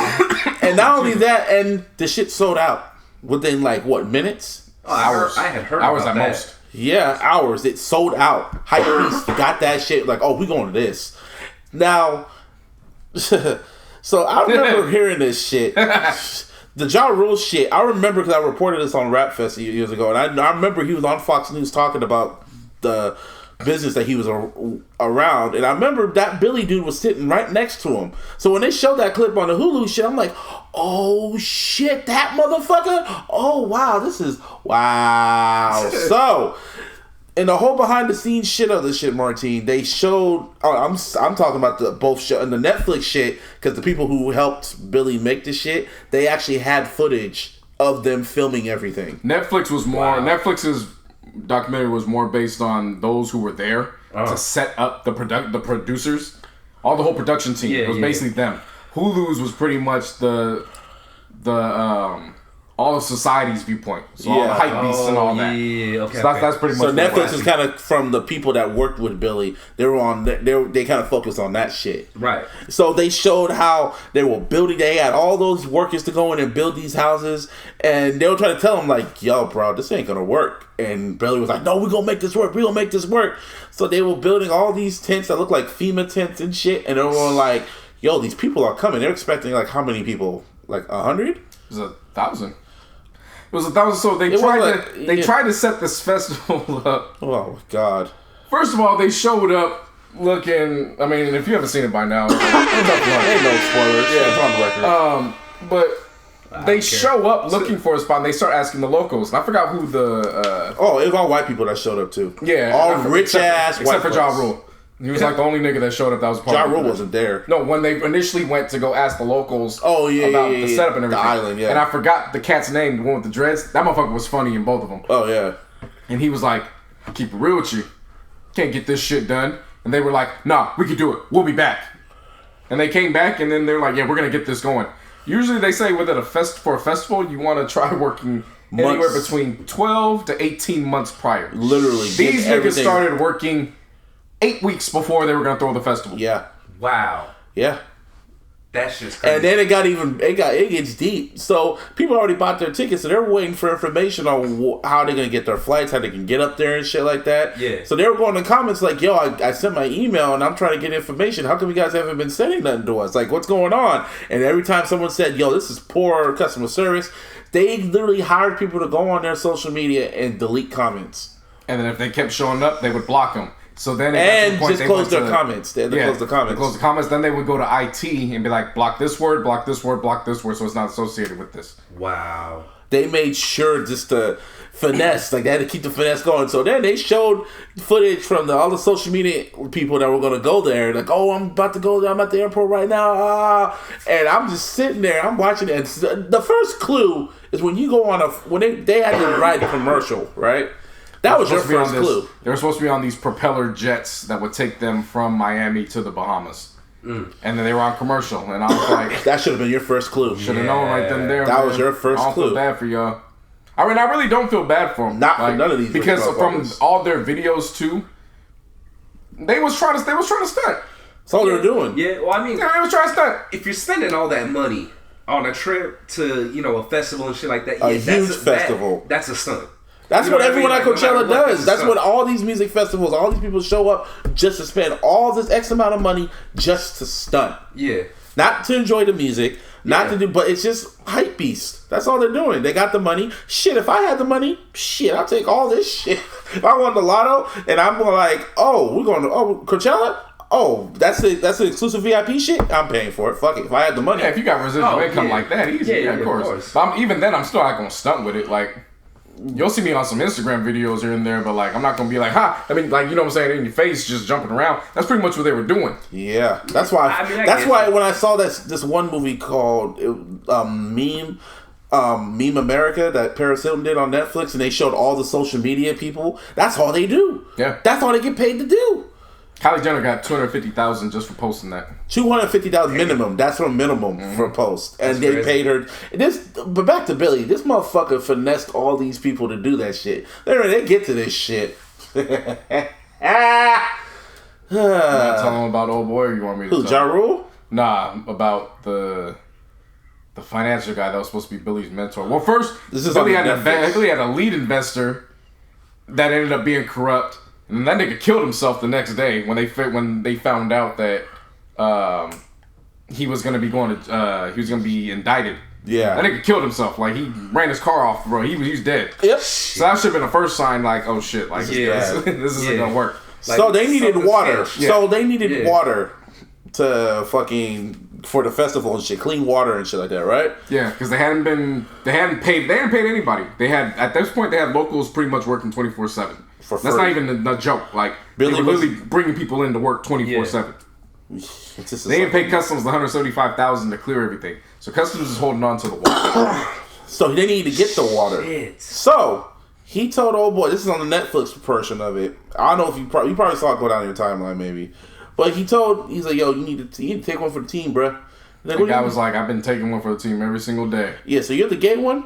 We need to go over there. You need to suck his dick.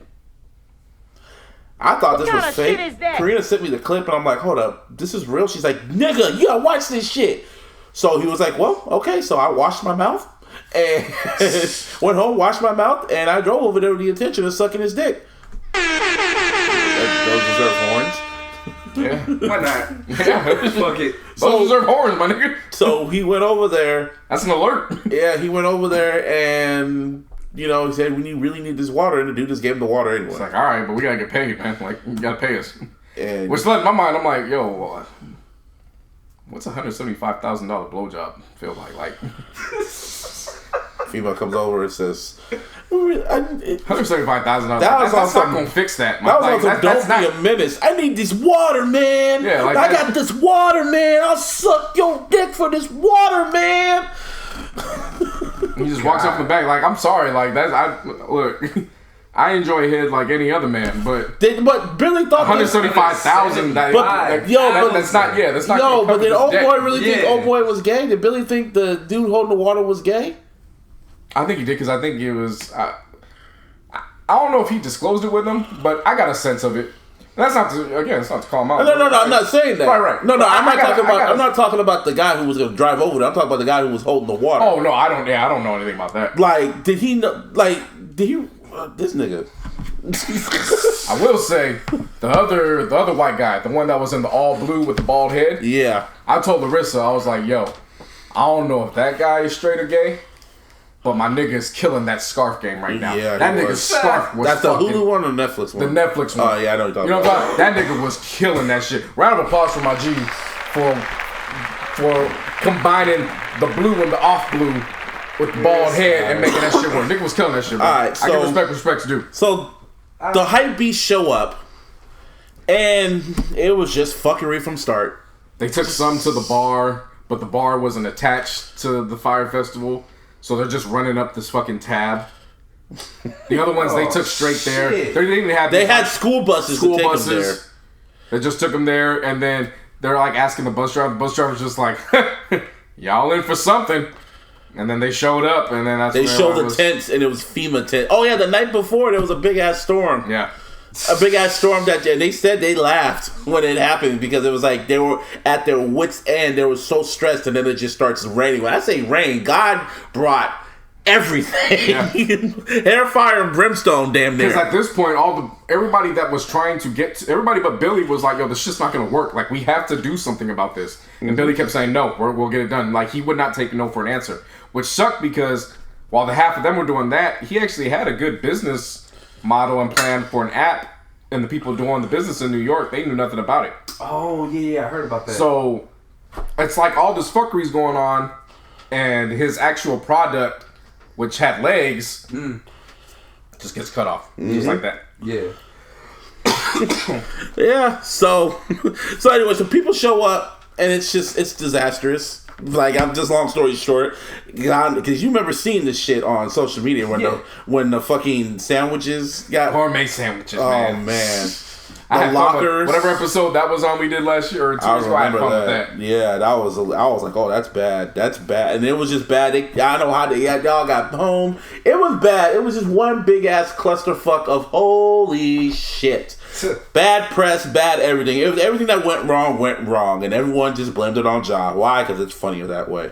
So it's always funny that way. So then the Netflix portion had the staff meeting. They had footage from the staff meeting when they got everyone together. Ja Rule was on fucking, I guess, on the phone talking to them all and shit, trying to figure out how they can switch this shit up. And they're going like, dude, we need to get paid. Like, we can't flip this. They were looking at a class action lawsuit for what, $100 million? It was bad. $100 million class action lawsuit. Yeah, it was bad. So Ja goes and says, what does Ja Rule say? He was going like, let's not call it fraud. Let's call it false advertising. Yeah. Yeah, okay, that's not the same thing. I had to rewind that shit. Like, did he just say that shit? Yes, he did just say that shit. And then when they said, no, this is fraud, and he goes, okay, but did anybody die? No. Samsung, things like Samsung's blowing off. This remember Samsung phones? When they're blowing up? Oh, yeah. He was trying to spin it for that. He's like, yo, Samsung, their phones is blowing people's faces up. They still in business. We can make this work. No wonder why Murder Inc. went down the drain. Oh, my God. Somebody saw that shit and they was like, no wonder 50 Cent makes funny. Seriously, though. Like, you just made this. I was like, I'm surprised 50 has not said nothing about this yet. He's probably still dying from laughing. He was on, whose show was he on? I know, the late show, one of them late shows on CBS. And they're like, say one thing nice about Ja Rule, and he was like, he's alive. Yeah. Yeah. 50's always gonna, So Ja didn't want to take. No, if we could wrap it up on Billy's ass, Billy is in jail for fucking 6 years. Oh, that's not even the kicker.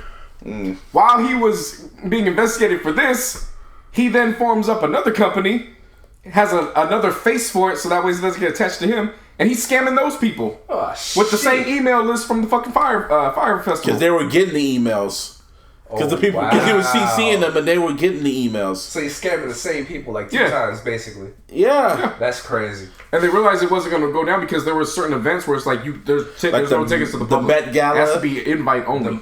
The Met Gala, dude was like hustling fucking Hamilton tickets when it was literally impossible to get. He was a hustler, baby. I couldn't. It was one of those like you had to respect his hustle. You couldn't knock it. Like, but the thing was, he wouldn't admit it. He wouldn't admit that he was scamming these people. Even in the interviews, he wouldn't admit that he did no wrong. It was wild to see. That's crazy, man. It was wild. He was hustling his wife. So, of course, the shit came out. Ja Rule didn't want to take no blame for it. Because honestly, Ja really had nothing. I mean, he was attached to it, but when it came to the festival setting shit up, he had nothing to do with it. Yeah, so this dumbass thing goes to Twitter. And these are some tweets that I found, and I will be in character. I'll go on. You gotta get the Ja voice. Wait. Even with your sick voice? This is actually after the fact. Are you seriously about to sound like the Cookie Monster right now? Yeah. Oh, shit. Hold up. I want to put both headphones on. Go for it. Hey, okay, here we go. A lot of people watch a dog and think they have all the answers. And he put the emoji with the hand on the face. Baseball. Yeah. I had an amazing vision to create a festival like no other. I would never scam or fraud anyone that sense. What sense does that make? Murder. Hulu paid Billy. That money shouldn't went to the... Oh, that was another thing. So there was a... It was the lady at the bar. Oh, yeah. That's why the Netflix one was fucking tough to watch. So she knew nothing about that. But, of course, like I said, they're running up the tab. Well, nobody's getting paid. She had to go like $50,000 into her own savings to cover everything. And she was assed out. And she said she talked about it, like in her own life savings, she was tapped out. But there's a happy ending. She put up a GoFundMe, and everyone that watched it, they all fund. She it's for what, $120, $200 something dollars? $123,000. Last time I saw it was like $72,000. Oh, it surpassed it. Yeah. So she got her money back, and she said she went on Facebook and thanked everyone. But watching that shit, that made me feel. It made me think about my mom, because that's why I looked at it. I'm like, wow, really, Billy? You asked this lady out of all her life savings, right? Just so you could just stunt like my nigga. Anyway, keep going, y'all. Who paid Billy? That money shouldn't went to the Bohemian people. Netflix paid Fuck Jerry, and Fuck Jerry is a promotion marketing. Fuck Jerry was the one that produced the. They did business with Billy, but they did the Netflix documentary to kind of show their side of the situation. Pretty much say they got scammed too, even though they were a part of it and they knew shit was going bad, but they still attached themselves to it until the shit got very, very bad, and then they went ghost. Yeah, they went ghost. That's why they had all the footage, because they're the ones that produced all this shit. Yeah. They got scammed. The same guys did promo for the festival. Y'all want it to be me so bad, it's crazy. Kinda sad. Crazy shit is, I'm watching the docs all myself. So, pause. I saw that shit when I woke up that morning, and I retweeted it and quoted it, and it was like, my nigga, they have your audio saying it's not fraud. It's just false advertisement. They got like over 100 something retweets. And then the kicker to end all of this.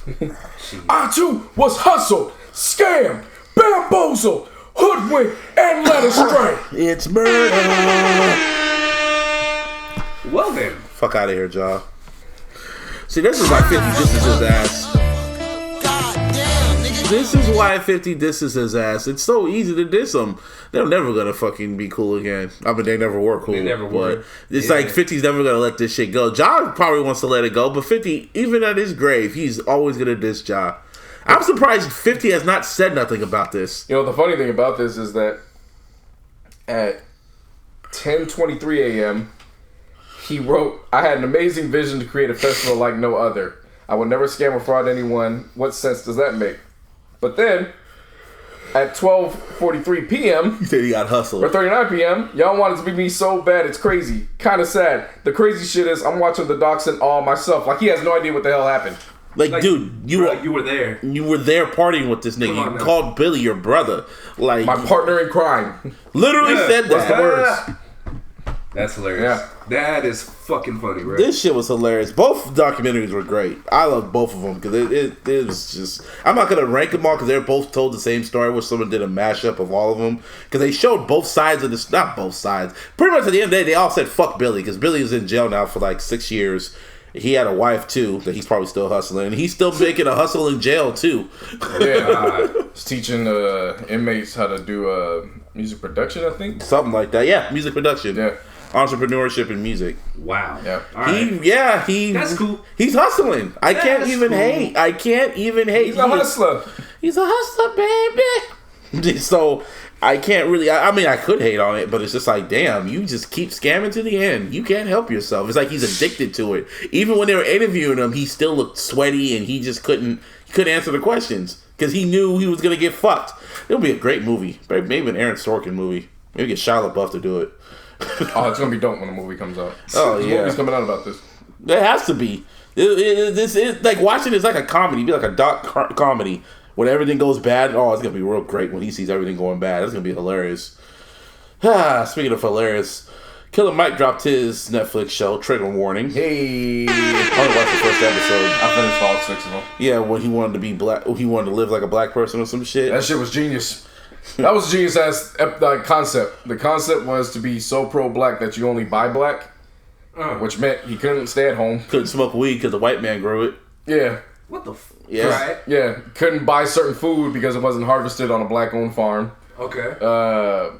He couldn't stay in a hotel because it wasn't black-owned. He couldn't even tip Right. he couldn't even tip an Asian stripper because she wasn't black. Yeah. Huh. Yeah. The funny thing was, so this is all 3 days leading up to his concert. show in Athena, Georgia. Mm-hmm. Athens? Athens, thank you. Yeah. With LP, because it was a Run the Jewels show. Okay. And he was trying to figure out how to travel, and he's like, he goes to a bike shop. And then he's like, yeah, because, you know, black people, we don't make cars. So I have to ride a bike. Shit. But then he was 75 miles away, so then he obviously wasn't going to ride his bike. So then he found a black-owned bus company. Okay. And they were able to just get him. But the whole concept itself, I was looking at it, I was like, I might do that like on Fridays. Like it's something that you can't do. Like you would, you'd fucking go crazy. But to have one day set up to where you only buy black within the community, because that wasn't even alarming. Excuse me. The alarming stat was how often the dollar could stay within each community. So in the Asian community, dollar could stay in for as long as 28 days. The Jewish and the white communities, it's about 23 and 21 days. Okay. The black community, it's 6 hours. Whoa. Not days, hours. That's crazy. Yeah. I didn't even watch the rest of the series. Because it's only like, what, 6 episodes, right? 6 episodes? Yeah. Yo, the Cripicola and the Blood Pop. Because the point of that was how the Hells Angels is this, you know, they're this biker gang that causes violence. Yes. But somehow they've been able to monetize their brand and get people to buy it. You see a bunch of people that ain't got nothing to do with Hells Angels rocking a Hells Angels shirt. Oh yeah. So he took a Crip group in Atlanta. And they made their own soda. Oh shit. Caption made their own logo and everything, called it Cripicola. And then to help manifest and not cause, because they did a taste testing, and some of the group were like, I mean, it's a good idea. They're all white, obviously. Of course. It's a good idea, but like I feel like if I would be drinking it, like the rival gang would kill us for drinking it. So he went over to Colorado some Bloods. They were like, he's like, yo, if I gave y'all a soda, like, you know, could y'all get down with the little homies that are Crips? And they're like, oh yeah, no problem. So they go into this fucking, like this farmer's market, Crips and Bloods on both sides, selling their pop. White people are like looking around and shit. Oh my god. Yeah, but it's healthy. So I'm looking at it, I'm like, yo, I want to invest in Cripicola and Blood Pop. And then he said, yo, the information will be out in a while. Cripicola and Blood Pop. Yeah. Look at Killer Mike. Look at Killer Mike trying to resolve gang issues. Round of applause, man. Yeah. Nah, And then how he referred to them was pretty genius too. They're not a gang. This is a street fraternity. See, that's why Oh shit. See, that's how Hell's Angels like. They don't like being called gang. That's gonna be called a company. Yeah. An establishment. I met a Hell's Angels once, and they told me that. Yeah. Well, so that was technically, I mean, it's a biker club. But they said like they said like a company. That's what they called themselves. So that was his point. It was like, well, how come these? And they were getting hella mad when you say biker gang. Yeah. Oh yeah. If you mention the word gang, then it's like gang. Yeah. Shot. That was his point, which was like, well, how can an organization that can be seemingly sought as after a gang, there's nothing wrong with buying the merchandise, but then if it's people in the black community that do the same thing, all of a sudden it's a problem. Yeah. So that's what he was highlighting. Like, that's pretty much the whole series was highlighting double standards. Right. I get it. It was cool. It was good. See, I like Killer Mike for this. I I like Killer Mike for this, but I still remember the shit he said during the whole. Remember when the whole gun shit issue came up? Oh yeah. And the shit he said, the NRA and shit like that.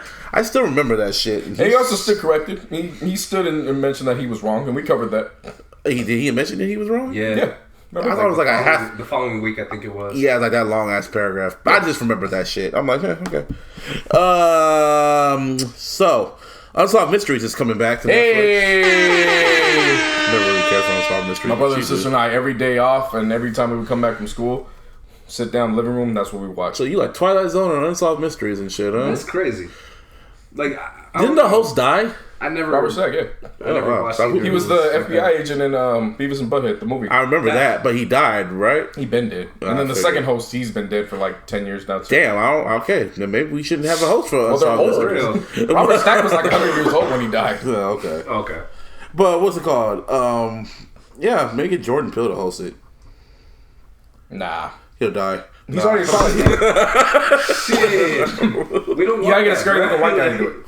That's the guy who continues the tradition. It's gotta be a scary looking white guy. Scary looking white. Who's a scary looking white guy? I don't know, but Jim Carrey might be a good. Jim Carrey would be perfect. He gave out a bag. Why did we give out a bag? Shut up. He's exceeded Shut up. past comedy. We gave out a bag. I'd be stopping you. He gave out a bag. Shut up. Shut up. Whoa. I was trying to make the Vince McMahon voice. Jim Carrey would be a good. That would be a perfect choice. Yeah, Netflix is gonna reboot that with the original. So it's gonna be the original producers of the show mixed with the Stranger Things producers. Oh, that's gonna be fire. That's what's up. Yeah. And also, I hope y'all saved y'all pennies because Netflix raised the price to $13.99. What kind of shit is But that? what sucks is that they showed all the fucking original content that's coming and movies, so it's like, yeah, we got that. You saw Disney Plus is coming. You see, yeah, we need to pay bills around here, bro. Shit. I know. That's what I said too. I know WWE Network might be raising their price soon from $9.99. I heard there's a rumor that it might go up to $10.99 after April. That's just a rumor, allegedly. I still pay for that every single month, and I probably only watched it twice. What, WWE Network? In the last 5 months. Wow. You can borrow mine. I mean, I just keep it because it's like, maybe one day I'll turn it on. I like having the option. Just an $10 to me isn't nothing for a subscription like that. That shit adds up though. I was gonna say that shit, bro. I was looking at my subscriptions. I'm like, it adds up. Because some of these shits out. See, bro. I got Apple Music. I don't got Spotify. I don't got this premium for Spotify, but I got Apple Music. I got Tidal, and I got WWE Network. Yeah, that's a good one. And Netflix. And Netflix. That's 4. And Hulu. 99 cents. He got it during the deal. That's cool. Yeah, so that's still, you know what I mean? it adds, but I can take that out. I can take that out. It's like it's only. I got $100 $100 worth of subscriptions. I thought I was never gonna subscribe to like music streaming, and then I ended up subscribing to music streaming, and it's like, okay, well, shit. I mean, the convenience of it, bro. It's hella convenient. Yeah, I know. And I don't even have to like download albums no more. I could just stream it and make up my own mind if I want to download it or not. That's a good segue. Music did drop. Who do you want to start with? Good or James bad? Blake. Yeah, it's all good. How was he? James Blake was great, man. Was it emo music? Yeah, but it was good emo music. Like, that's nice. Not emo music. It wasn't even, it was only like 12. Okay, I'm gonna listen to that. I've been meaning to, but I've been kind of sick and shit. I wouldn't even call it like emo music, like to put you in a bad mood. It was kind of like emo music where you just like look at the sky and you just like, you know what I'm saying? Like, you just nodding your head and just grabbing stars? Just like, like you get lost in your phase. Looking at the like, blood moon, huh? Yeah, it's like that. Pretty much like that. What were some of the joints on was there? Was it Travis Scott and someone else? Metro Boomin, that joint, oh my god, that's a joint right there. Really? I'm trying to find the actual name of it real quick. You have it on. It's called Assume Form. No, the song titles. Oh, okay. I thought you were looking for the name. The fucking internet's not. It's acting on my phone. Well, we'll look for it. And what your other overall thoughts of the album? Oh, this is great. I enjoyed it. Okay. Yeah, so we had Mile High with Metro and Trap. That was a joint. Really? Barefoot in the Park. Excuse me. Rosalia. So she's singing in Spanish over this electro beat, and he's going his R&B in English and with his UK accent. It's a hell of a fucking mix. Wow. I've heard about the Andre 3000 verse on What's the Catch. You know what I'm saying? Just Really? So it was one of those. Well, at this point, Andre 3000 is just right now on everything. So he's going to give you an verse. Listen. I know. He's one of the greatest rappers of all time. I know it. Lyricists of all time. Not just rappers. Lyricists of all time. There's a difference. I know. But so many people focus on him as a lyricist.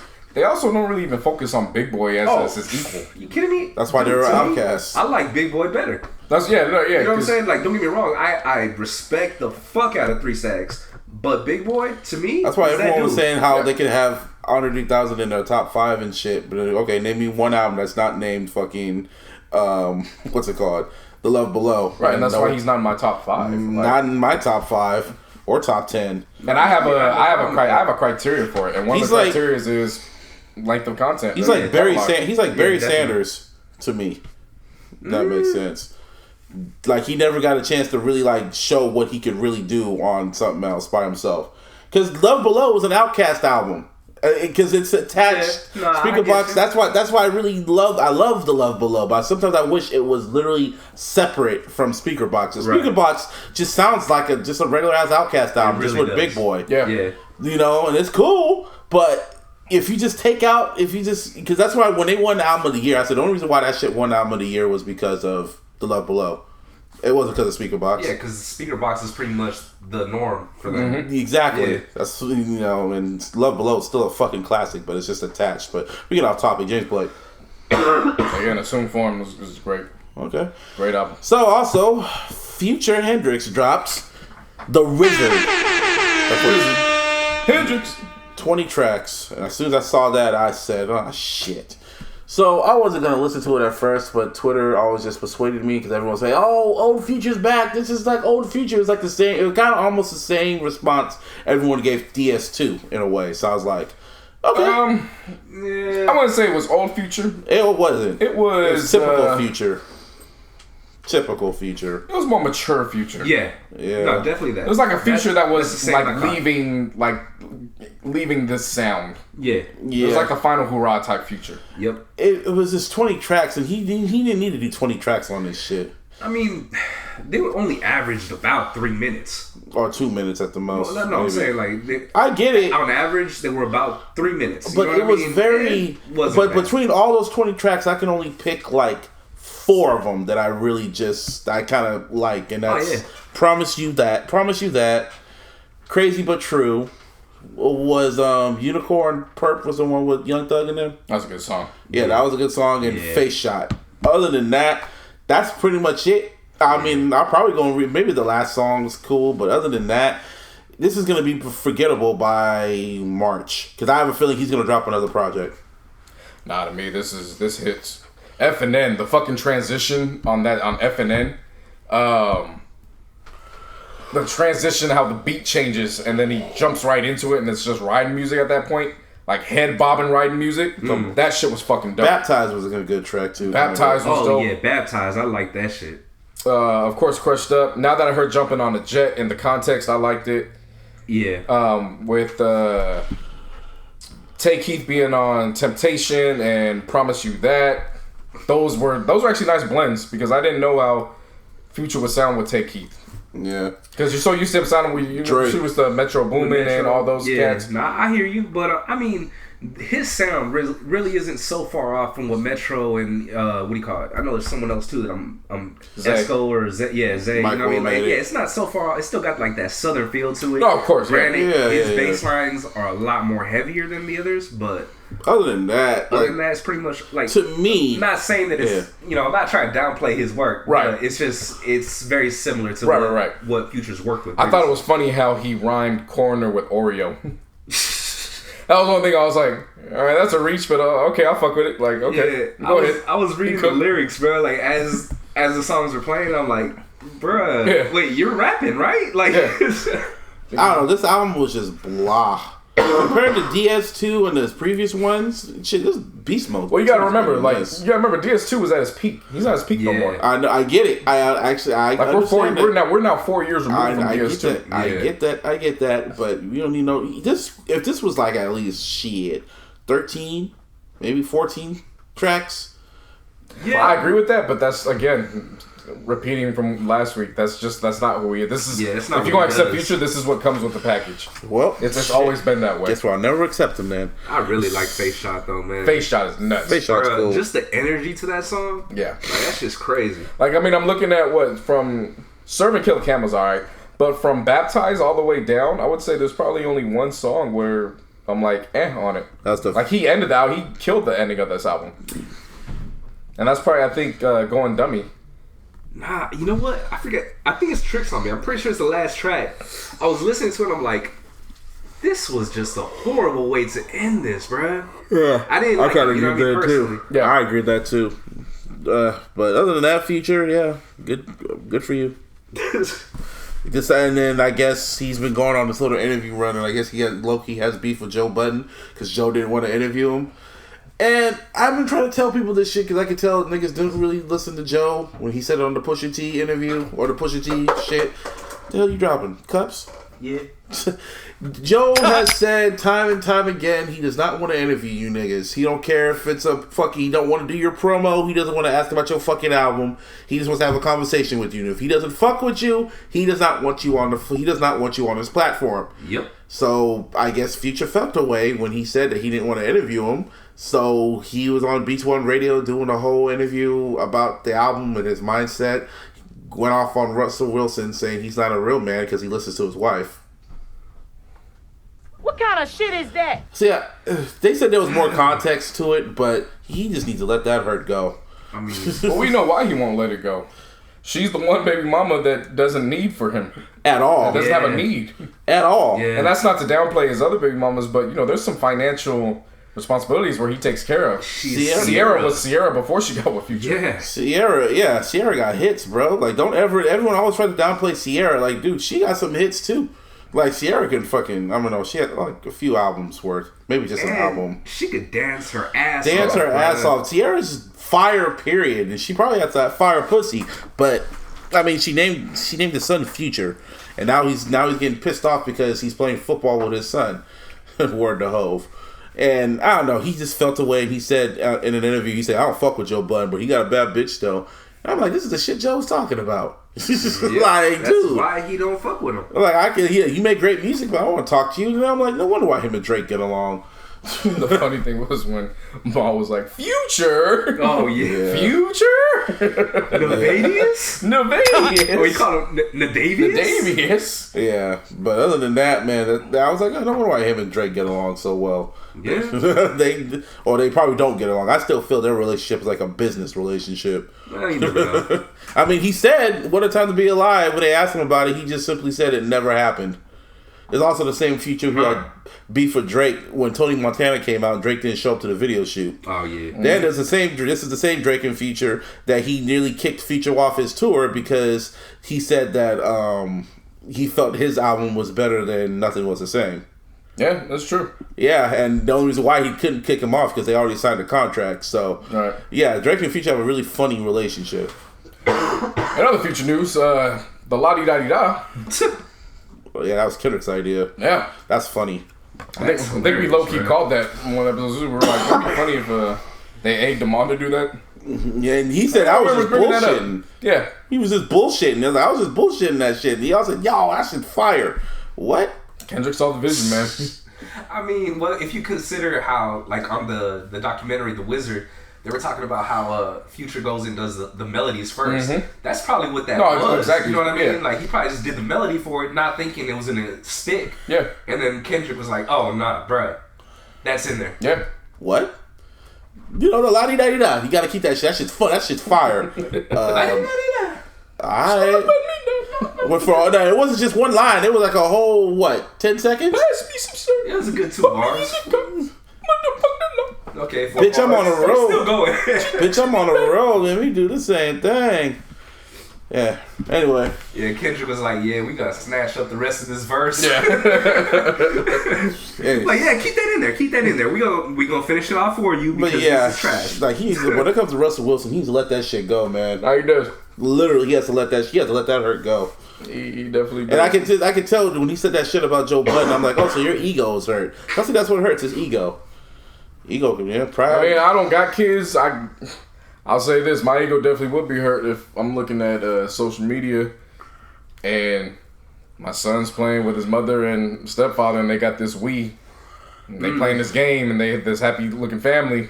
Yeah, and she didn't respond back to his comments. You know what I'm saying? Like, he pretty much Sierra never responds. Like, she never responds. But again, that just goes back to what we've been saying. Like, Future's music is just a cry for help.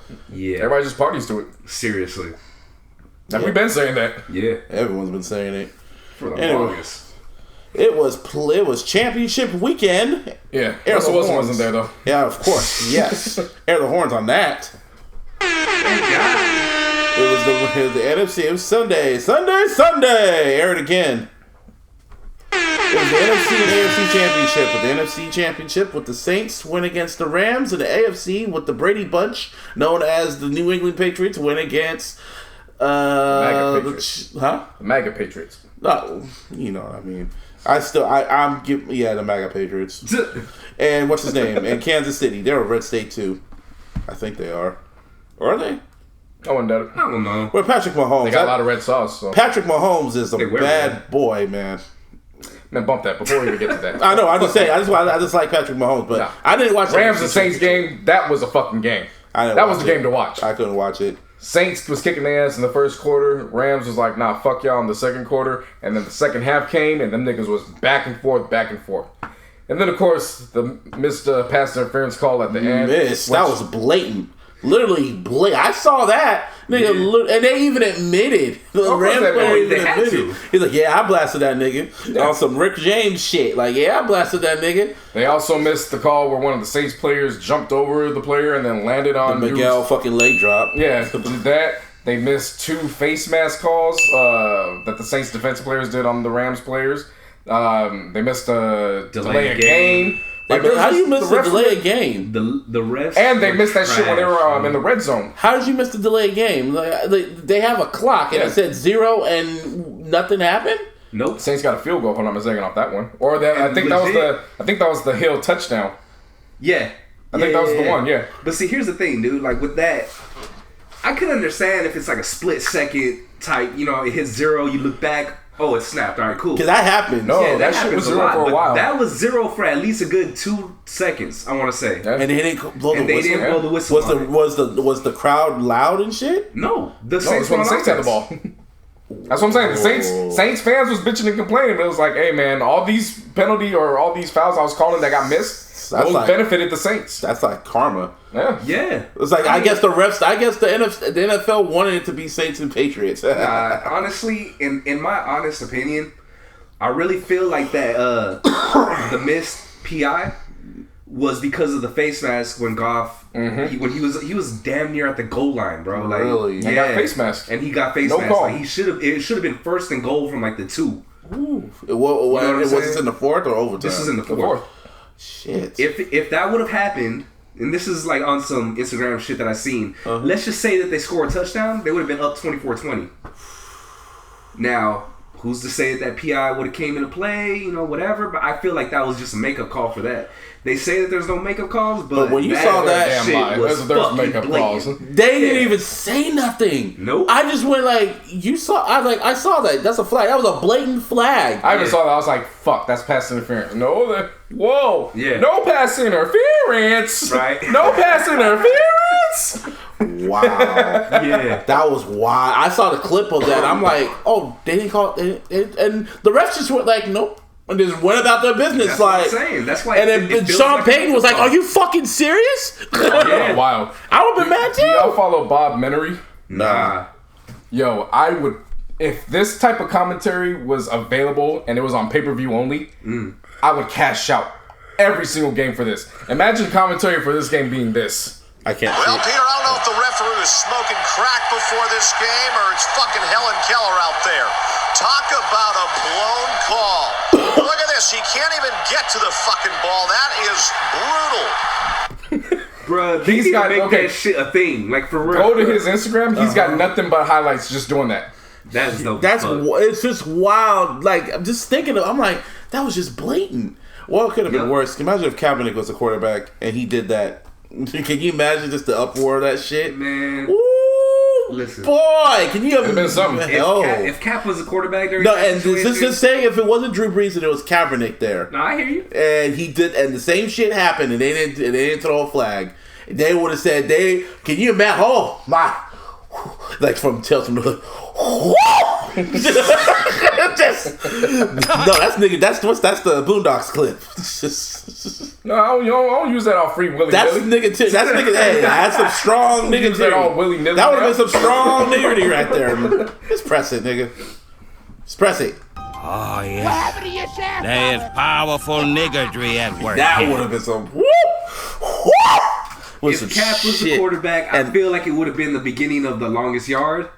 where he was getting no fucking calls at all, that's exactly what fucking happened. That's exactly what will happen if he gets whenever he gets signed. We'll see. We'll see. That's just hypothetically, but I'm just saying for my own fuckery's sake, that would have happened. Man, they would have boycotted the Super Bowl. Black folks would have said, "This is not fair." Oh, but they said honestly, they were saying that the Patriots players were posting this article. What not article, but they're saying the commissioner can come in and restart the game. Yeah, ain't nobody worried about that shit. But I was like, you know how much? No, but I'm saying he has the power to do it. Of course, yeah, but fuck all that. I was just like, yo, missed calls get, but that was calls get missed every day. This one was blatant. Real shit. This one was blatant. Everything's blatant. Michael Jordan's fucking Game 6 winning shot was blatant when he pushed off. I know. I was just gonna say that shit. I know. Some of the best. I'm just trying to tell you. Some of the best plays in history. I mean, we've never seen one as blatant as this one, though. Just blatant. Oh yeah, we're gonna get to that. What I'm saying, like, real talk. Let's go back a little bit. You know what I mean? Because there's a tuck rule, and you know about the immaculate reception. Oh right? yeah. That back then was actually an illegal play called a double catch. Oh wow. Yeah, they changed it. No wonder why Raider fans got pissed. Exactly. Damn, Raiders always getting the short end. Raiders always get fucked over, bro. Literally, still now in this day. Raiders and Cowboys to this day. I'll be honest. Yeah, I'm a Niner fan. To this day. I have no problem admitting it. Me to too. this day. You know who ain't mad? Marcus Peters. Oh. He got his gumbo. Yeah. He got that gumbo. I got what I wanted, so I'm happy. And also to lead to Marcus Peters. Also, Falcon fans are happy. No, yeah. Falcons fans aren't just happy. No. The world needs to be happy because had the Saints won that game, people were going to die in Atlanta. And I'm not saying that's not even to say that's a joke because that rivalry is so intense. You got to remember, there's people. So it's like Dodgers. It's like Dodgers, Giants type shit, huh? Yeah. It's gang shit down there because you got to remember, there's people that got uprooted. There's people that got uprooted from Katrina that were New Orleans fans that live in Atlanta, and they talk their shit. Can you imagine your rival now going into the field and they're just taunting? Nah, niggas is gonna die. Like that. No, it was a good thing that LA is going to Atlanta as a result of this. Yeah. bigger picture, definitely. Yeah. Oh, that's hilarious. That's crazy. That's wild. So, anyway, shift over to Kansas City and Arrowhead. We had the AFC Championship where the Brady Bunch, that's why I like calling them because they're funny, went against the Mahomes gang. I saw that. We gotta come up with something for them, man. What's the Pat Mahomes is a beast, bro. He is. That's a bad boy. You know, fuck him for being my Niners. Still, Mahomes and the Mahomies. Mahomes and the homies. Mahomes and the homies. Mahomes and the homies. Mahomes and the homies. Or how about just simply the Mahomies? The Mahomes. The Mahomies. The Brady Bunch versus the Mahomies. That's I saw that fucking. I was just looking at the field on TV. Mm-hmm. And it took me back to the fucking Thursday night game when we were in Kansas City and it was fucking 2 degrees. Shit. I got cold right away. I was like, no. You got sicker. That's how you got sick. No, I was at that point. I was already sick. Oh yeah, I was like full fledged. I've been sick since Tuesday. But that just seeing that, like, nah, put a blanket over. I was like, nah, bro, that is fucking. You saw cold what Brady was wearing, but the first half of the game, it was all Patriots. Patriots just ran the ball on their asses all over, literally.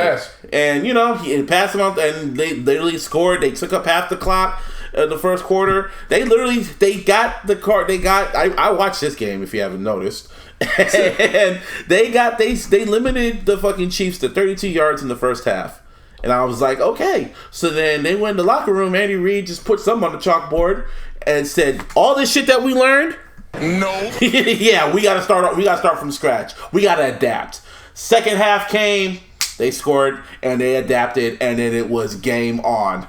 Yeah, it was. From the second half on, it was overall it was a good game. It was just one side in the first half. Yeah, the second half was more back and forth. Oh yes, it was a lot like the first game. Really, that one little throw that Patrick Mahomes did, the little underhand throw I was like, how did he do that? Fuck this nigga. You gotta remember, he was a baseball player. Yeah. So his dad played for the Twins. He's used to. But to do that on a football, different angles. But to do that on a football, that's in game. It's one thing to do it like when you messing with when you're just fucking around. But when you do it in game, trying to get away from tackles, you're like, oh fuck yeah, and then oh boy caught it. Also, man, you gotta remember he also threw a ball with his fucking left hand during the season, so this isn't so far fetched. You know what I mean? Yeah, he's a bad. He's just talented as fuck. It got it went back and forth. Got to the fourth quarter, they scored. Niggas on the field. I ain't new to this. No, that's Tom Brady. No, but anyway, so yeah, we get to the fourth quarter. They scored, and then they did this, and it was less than 2 minutes, and they cut to Brady, and he just had this look on his face, a very blank, staring look of, I gotta end these niggas. They left me how many minutes? 2 minutes? I know what I gotta do. 99% of y'all was saying that. I was part of the 1% where I was like, that nigga ain't thinking about shit. It's fucking cold. You just thinking at this point, I just need to get the fuck on the field. If we win, we win. If I throw a pick six, then whatever. I'm getting the fuck back in the locker room. I got my rings. Yeah. I ain't tripping. Yeah, for real. But I think the other 99% of it, he had to end these niggas. He got on that field and it became a surgical summer on that fucking field. Yeah. Brady just destroyed the defense. It was boom, boom, boom, boom. It took up like what? Less than a minute? 2 minutes? And touchdown. He had 2:01 left, and then by the time he left, by the time they had the PAT, it was 39 seconds. And I said on Twitter, I went on Twitter and said that's because I'm still thinking of what Kansas City is capable of, and Patrick Mahomes. That's still too much time, and then you hit me on Twitter and said, "Come on, bro, that's a reach." That's a reach, and I thought that because. No. I'll take that. I have no problem accepting that, bro. But real talk. You go back into history, every time the fucking Patriots need a defensive stop, they always fucking get it. So I was just expecting history to repeat itself. But then he got 2 pass interference calls, ironically. Crazy. Yeah. And it seems like 44 seconds was more. It was 39 seconds. 39? Yeah. It was 39. And he literally drove down that field, and was it a field goal, right? Yeah. Yeah. A field goal. And I'm like, well, I told you. They scored. He heard that shit once in the back of the end zone. There was 11 seconds left, and then everybody was like, we're not going to fuck around with it. Just kick it. Not with this. So, overtime came. They flipped the coin. You call heads. The Patriots call heads, and old boy said, we want the ball. And he might as well just been like the Undertaker and did the whole throat slice and went, we want the ball. So, I mean, 3 straight, 3rd and 10. This nigga Tom Brady. 10. This nigga Tom Brady I guess the defense went zone, and Brady just went, thank you, God, and whoop, whoop. And I'm already seceded to Tom Brady being the greatest quarterback ever. I've already come to that, but those 3 plays, that was not Tom Brady. It was the damn Chiefs defense. Yeah. Like at one point, you have to stop them at some point. At one point, dude, I was calling Grunt washed in the first half, and in the fourth quarter, he made so many clutch catches. I'm like, I apologized. Yeah, my bad, niggas. My bad. Like I said earlier, I had told my brother, I was like, bro, Eric Berry's playing. He's gonna neutralize Gronk, and for the first 2.5, he did. And what's his name? Edelman too. He got one catch down the sideline, and that opened up the middle after that, because then Berry was looking outside. It was like, bro, and then Edelman too. You just got played. Oh, Edelman was making plays, man. Dude. He was getting the ones in the middle, and he was getting all them hits.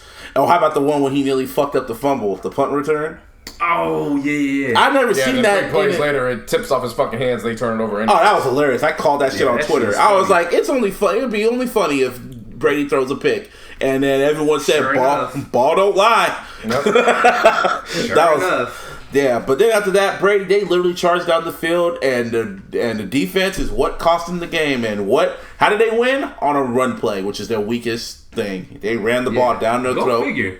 Yeah, that's how they won. Yeah, run the ball in. It wasn't even at the 1. It was at what, the 5? I was say it's their weakest. I mean, the defense for the Kansas City. That's their weakest point. Their weakest. Okay. Yeah, I was like, the Patriots actually had known for a running game. Yeah. They were running the whole game. Like, I know, but especially the first half. The second half, they stopped that shit. When they adapted, they stopped that shit real fucking quick. Was it the white running back that did it too, or was it Michel? I think it was Michel that did it. That's a good. I think it was Michel. All I know is when I saw the fucking defense open up, the only thing that popped up in my mind was that was the parting of the red D. Yep. Pause. Parting of the red D. As soon as Brady saw that, it was like, oh, thank you. And he gave him so much time. I was expecting an interception, though. However, there was, in the fourth quarter, there was an interception. We thought there was, but oh boy, it was offsides.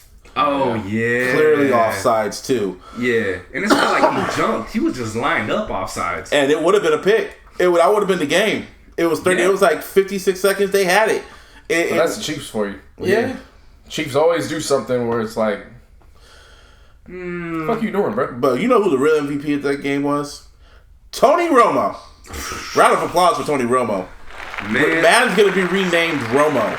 I never would have, thought that I'd be congratulating Tony Romo. I still love saying Romo. Romo's just Romo. Romo's gonna Romo. Like, that shit was crazy. He was calling every fucking He still has play. the quarterback mindset. He's still in game mode. He feels he can still play. He's Doctor Strange. I don't even think Steve Montana. Not Steve Montana. Not even what's his name. He knows what's gonna happen. What's his name? He sees all the options. Yeah. Who's our quarterback? Not Joe Montana. Who? Steve Young. Steve Young not even commentated like that. He was never put in that position though. Too. He was a commentator, wasn't he? Nah, he wasn't a play-by-play commentator. He was just like a. Has there ever been any quarterback commentators? Yeah, Boomer Esiason. And he never called games like that. Phil Sims. Yeah, no, he's the only one. Dan Fouts. Like yeah, man. They never. Nobody has called plays. And these are Super Bowl winners. Wow. And they never called plays like not like that. I mean, Chris Collinsworth, he's a whole ass wide receiver, and he never called those games like that. Not like this. The only person who comes close in my opinion was John Madden. That's it. Yeah. And Pat Summerall. You know what I mean? Just them two. But Madden called also. He never called it like how Romo did. No. Romo literally called the fucking plays. Not only did he call the plays, but he called the fucking audibles. he was like, Brady's calling kill. That's going to be a run to the left. He's going, all right, okay. Brady, he normally likes to run, do quarterback sneak up the middle, but if they tighten down, you can see a run coming to the edge. Guess what happened? Oh, they're lined up right here. If the safety comes down, he's going to throw to Gronk right over there. Like, dude, he called everything, every option. And everyone's like, how can Kansas City not see this? If Romo can see this, how come Kansas City can't see this shit? This is why I say Jerry Jones needs to hire him as a coach if he wants to win. Well, I hope it as offensive coordinator. No, as a head coach. Romo, I don't think Romo got patience for that shit. Here's the thing. He has to coach grown ass men. Check this out though.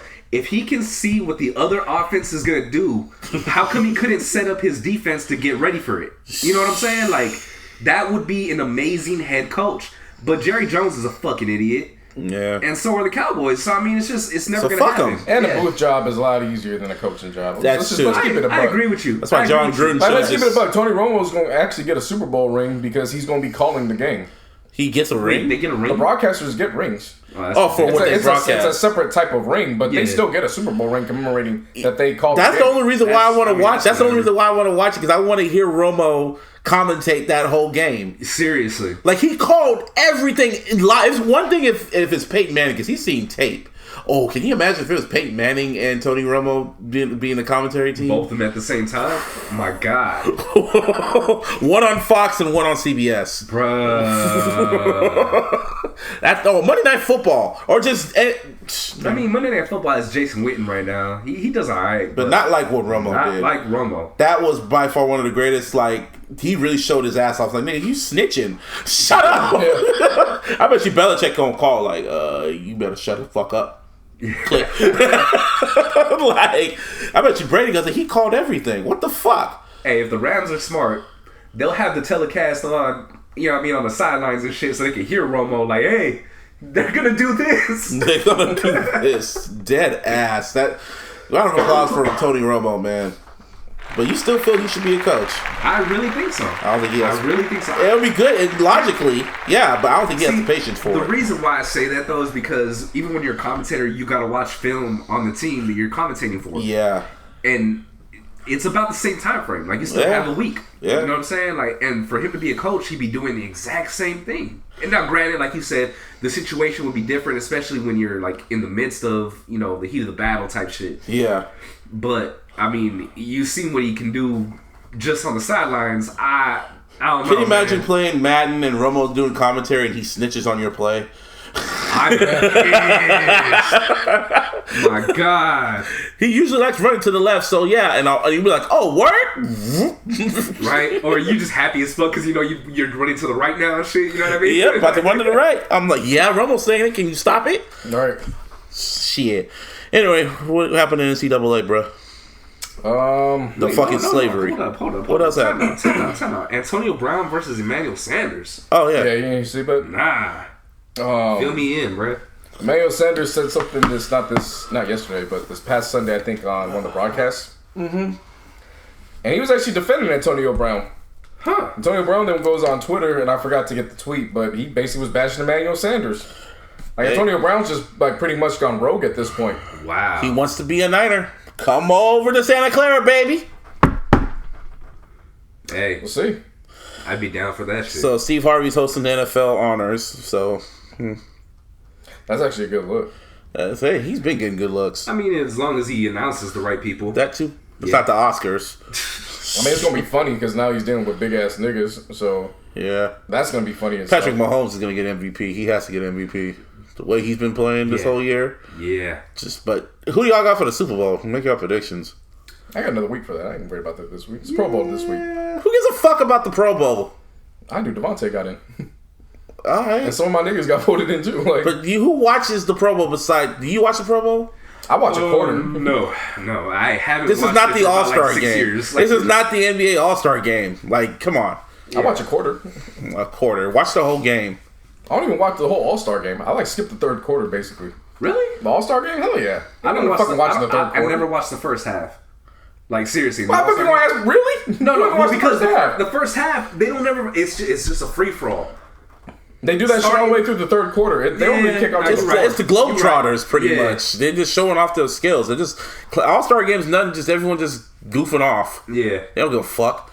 But I'm just saying it's entertaining because I always feel the NBA's All-Star games more entertaining. Period. Well, yeah, because you got people you can show off your athleticism. You can't really show off on the Pro Bowl. Nope. At all, because you're gonna get injured. You can, but the thing is, the reason why people don't like it is because at that point you're already a week away from the Super Bowl. The season's already over. Even after the Super Bowl, like the NBA is mid-season, and they've had 4 days off before then. Even after the Super Bowl, they should have the Pro Bowl before the season. How? I don't know. How? Like the what's it called? Not the pregame. You ain't got the answer. Preseason. Instead of preseason, they just show the Pro Bowl. That doesn't make sense. Nah, because how the fuck are you gonna vote them? You're just gonna guess? I don't know. Pro Bowl from last season. Yeah. What if they retire? That's it. Well, they can always get replacements. No, that's why they need to go to 3 bye weeks or so. You have 1 regular bye week, and then you do a mid-season bye, and then following the mid-season bye, that's when you do the Pro Bowl. Well, anyway, who you picking, Martin, for the Super Bowl? Man, I don't want to pick the Patriots. It's that simple. You don't want to, but I'm not going to. What's your gut tell you? My gut tells me the Patriots are going to win. But we all want it's West, y'all. But fuck the Rams because they're in our division and shit. I mean, me and you were going over this earlier. This shit is literally coming around full circle, bro. Yes, it's scary when you really look at all the evidence. Pretty much, the Patriots are going against now the Los Angeles Rams. But if y'all remember, once upon a time back in 2003 or 2002, 2002, it was a young Tom Brady who took over for Drew Bledsoe, and he went against a hot St. Louis Rams with Marshall Faulk and Kurt Warner. Yeah. This is when they were veterans. They already won a Super Bowl the year before, right? Yeah. Against by 1 yard. Yeah. But no, they won 2. Or was it 1? No, they only won 1. They won 2 years before that. The year before that was the Ravens. That's right. There you go. That's right. There you go. Yeah. Ray Lewis got away with murder. But anyway, they were a veteran team, and the Patriots were still young. Yeah. Tom Brady was still young. They all came out instead of coming out individually. They all come out as a team. Ty Lawson.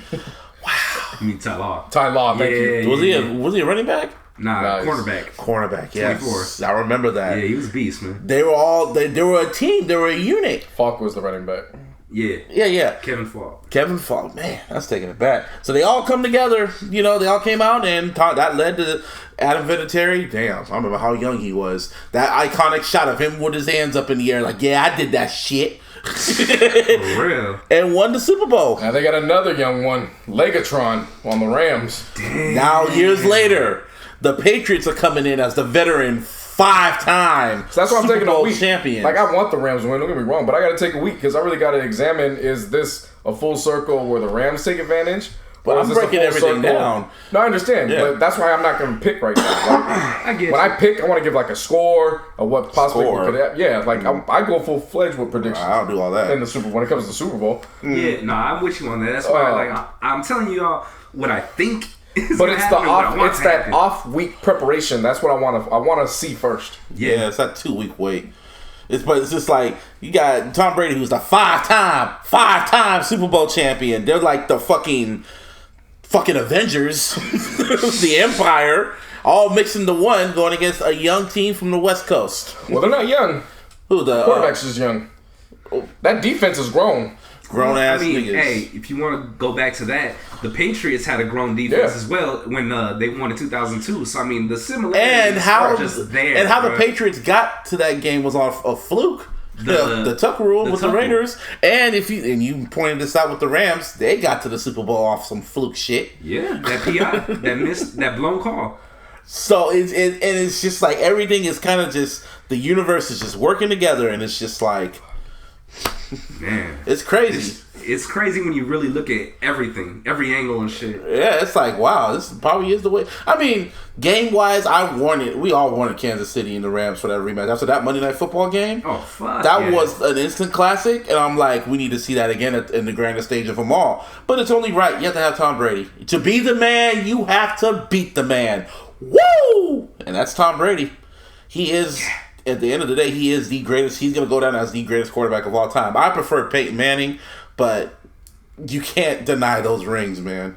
And all those wins. 28-3 in the Super Bowl against the Falcons. I will never forget that game. I turned the game on. Sometimes I just go back and watch the fourth quarter. Not the whole game, just the fourth quarter. It was 28-9 going into the fourth quarter, and I just say, how? How, Sway? How did they win? Yeah. And even watching it, that's not no conspiracy. That wasn't no refs were working together. Atlanta just blew it. Yeah. That's what led Tom Brady to say, you know what, I am a god. That's why I'm going to stay for 3 to 4 years. I know how. Why? Atlanta. That too. Yeah, well, just Atlanta sports. The game's in Atlanta. But it's Tom Brady. We'll see. Tom Brady's you cannot go against them. Like you saw, like they were, dude, on ESPN they had him ranked at number 4 as the worst quarterbacks, man, against all the niggas he beat. I forgot who it was. I forgot one of them niggas, but they were saying he was the weakest quarterback out of them all. They're not gonna. No, that wasn't what that was. Who was it? That was Stephen A. Smith last week when he was going into how important it is for those guys is how hot they are and how important it is for their legacies going into last week's games. Yeah, but Tom Brady had 5 rings. What the fuck is what does one more mean to him? That's what it was going off. That's why he forgot fucking Drew Brees. Oh yeah. Yeah. Oh yeah.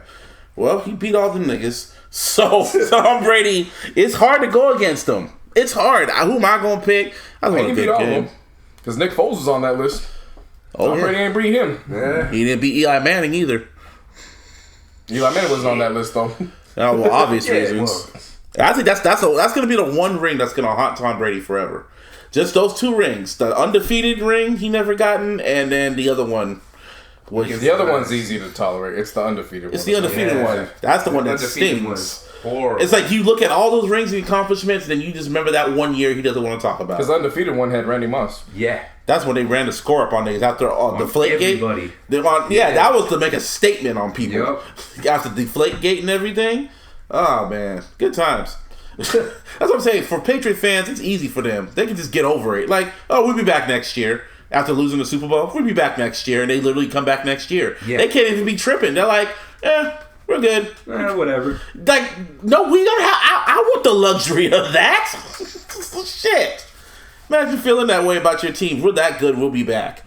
We felt that in the 2000s with Lakers. Yeah. Yeah. Hell yeah. But when he lost in that area, he only lost like 1 against Detroit. That's it. Lost 2.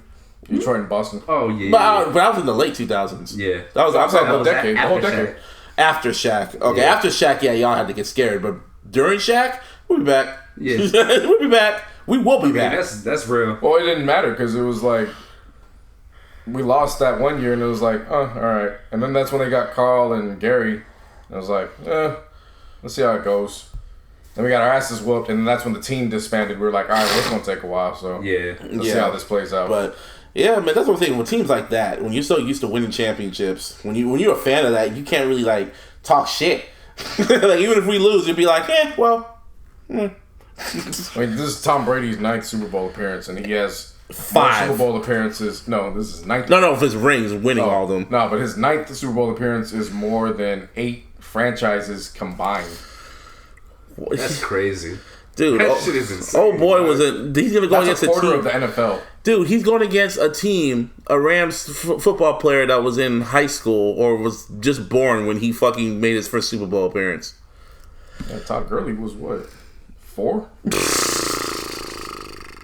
That shit is so crazy, man. When you really think about it, like all these years that they've been good and shit. Right, yeah. They're that damn good. I mean, he probably was older than that, but you know what I mean. They were young. They were in school. Yeah. Adolescents.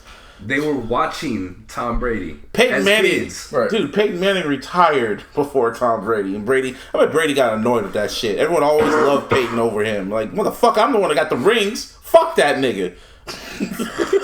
Hey. Different era. Yeah. I know, right? Shit Peyton Manning did at the line, man.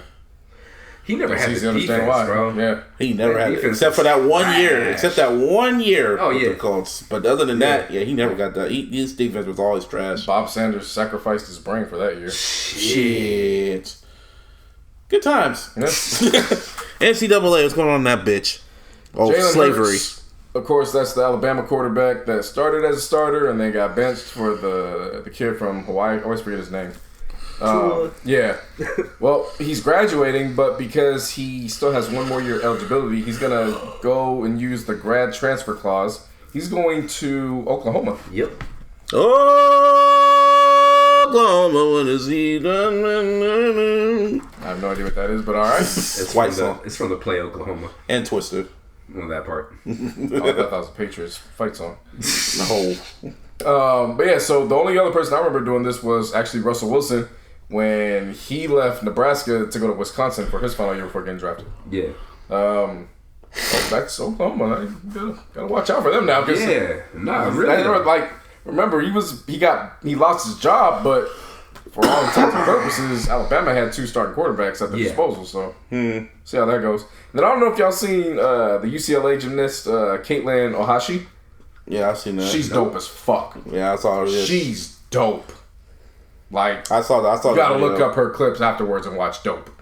Like she's killing the shit. Look up the clips afterwards and watch Dope. It's a good movie too. Y'all nigga move that dope. Y'all nigga move that dope. Then move that dope. Then move that dope. NBA, as we're talking right now, I'm surprised we don't even have the game on right now. But the game ain't on right now. All right, but there's other games on. I don't give a fuck about them. Okay.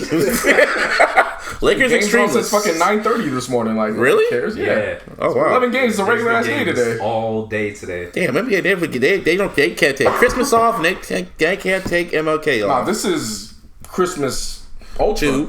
Christmas is 5 games. This is 11 games today. Yep. Jesus, feels like a regular ass day. Oh well.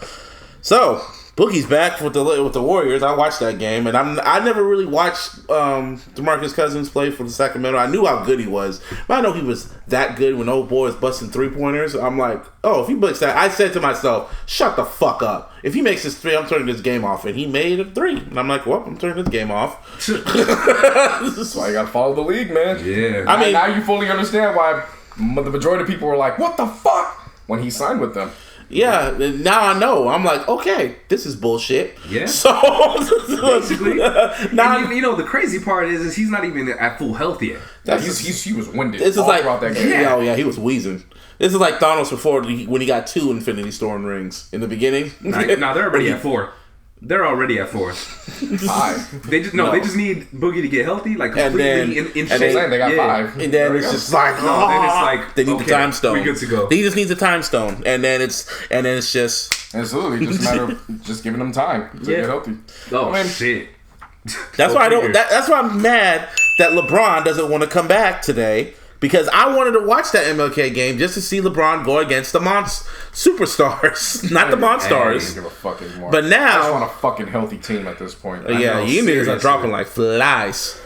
Like Rondo just got cleared last week. Yep. And then when we're whooping Houston's ass, Lonzo's finally catching his groove. Oh yeah, then he gets and rolls his fucking ankle, sprains it, and now he's gone for 6 weeks. I watched that shit. I'm like, ooh, that's bad. Yeah, and he was actually balling, dude. And you know what the fucked up part about it is? Him going out ruined. They carried him out too. No. Well, yeah, that part. But they ruined the flow. Kuzma's flow. Yeah. So Kuzma disappeared after balling. It's like you guys just literally broke down after that game. And who y'all going against? The fucking Rockets. Yeah.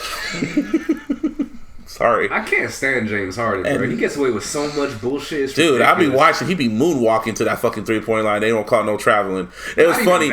It was funny. He didn't get called for the same shit that Brandon Ingram did just the series just before. the play before. Yeah. No, it was funny. After the Saints game, he posted an emoji, like the shocked emoji face. Someone said, "I know you ain't talking about people getting away with calls." Dead ass. Yeah. Like I was like, why do they like James Harden so much? I mean, he's cool. I have no problem. But he's not. But person. But why does the league like him? Why does the refs let him get away? He's not LeBron. He's just like. I mean, he is the MVP. They didn't even do that for Russell. He is an elite player. He is an elite player. He is, but shit. It was just funny watching that shit, and then KCP. I saw that. KCP. Damn. KCP. You had him on the notes. How many times I gotta tell you? KCP? It's KFC, bro. KCP? I watched that. That shit is KFC. Soon as old the nigga that played at fucking home games for like a month because the motherfucker was on house arrest wearing a fucking ankle bracelet? As you can tell, ladies and gentlemen, JC is mad. The nigga that fucked up Kobe night by shooting a fucking air ball and having Kobe leave the game? Very KCP? mad. He is very mad. Yeah. Fuck that nigga, man. Nigga, you're sick, man. You can't get angry. I'm pissed. Too fucking late, bro. I'm fuck KCP. I hate that son of a bitch. Oh, son of a bitch. He inbounded the ball and he was out of he lost the ball and I'm like, wow. No, that was Kuzma that did that. Yeah, shit. that was Kuzma. So what did KCP This motherfucker shot an air ball. Not just shot an air ball. Let's paint the picture. Okay, Brandon Ingram was single-handedly carrying us through the fucking overtime. You gotta do the voice of that paint guy dude on Netflix. You gotta do the voice of it. Fuck that. I'm pissed about rethinking about this stupid shit. Ingram had 9 of the 12 points up to that point. Mm-hmm. We go down the fucking court and it's what, out of bounds? We have to inbound it? Yeah. Something simple. Mm-hmm. Timeout, if I'm not mistaken. Mm-hmm. This motherfucker goes down to the court and he gets the ball. There's 16 seconds left on the shot clock, and this nigga chucks a 27-footer, and it goes. Remember the Carlton shot in Fresh Prince? That shit goes to the other fucking side of the hoop. So he thought he was Steph. I don't know what the fuck he thought. But there was fucking 16 seconds left on the goddamn shot clock. There was 22 seconds overall. I wish y'all could see this. His headphones are just coming off his face, and he's just steaming like Stephen A. Smith man right now. I saw that. I was just sitting there, and I was just like, I just stared and just looked, and I was just... And then at that point, that's when I grabbed Larissa's quilt, and I just started like fucking squeezing. I'm like, why the fuck is he still on this goddamn team? Why is he still here? Yep, and we saw it all over Twitter. Like, but hey... I mean, when's the trade deadline? Not soon enough. You know LeBron watched that shit. You know LeBron probably watched that shit like, okay, he's gone. He just writing his notes. Shit, honestly, I don't know. Because he signed with Rich Paul, and that's LeBron's get his ass out of here.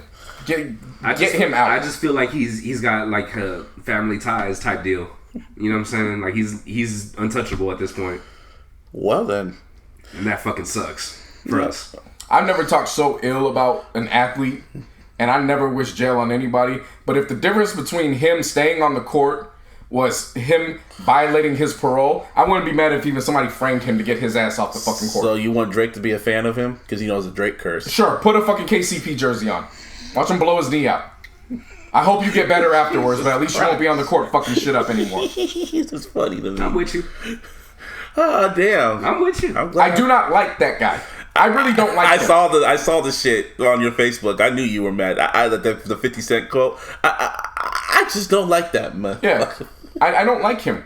Yeah. I put a tweet out and I said if I had a choice to swing on Hitler or Christopher Columbus, I'd probably still swing on KCP. Jesus Christ, man. No, not on Jesus Christ, son. I know. I'm just saying that. Like, holy shit, that's crazy. Sorry, God. Like fucking up Kobe night is an offense in itself. He should have been gone after that. Yeah. Well. Yeah. You feel better now? No. He's still on the team. Yeah, he's still there. No, but I'm saying you got it out. Now you understand why I said 2020. You kept remember when we got hot, you're like, oh, but what if they get hot and they show up? No, I'm like, no, 2020. Now you understand why. What if he's still on the team by 2020? He won't. He has a 1-year contract. Yeah. What if he signs an extension, 10-year extension? That won't be on the table because at that point they're in play to get a bigger player. His contract's null and void at that point. Shit. Just damn. Well, he's playing tonight. Fuck him. So what y'all? How do you think the Warriors got a chance? I mean, not the Warriors. We all got a chance to get the Warriors right now, as we're recording. Well, let's see. LeBron's not playing. No. Rondo still hasn't come back yet. No. It's an evil world we live in. That's evil.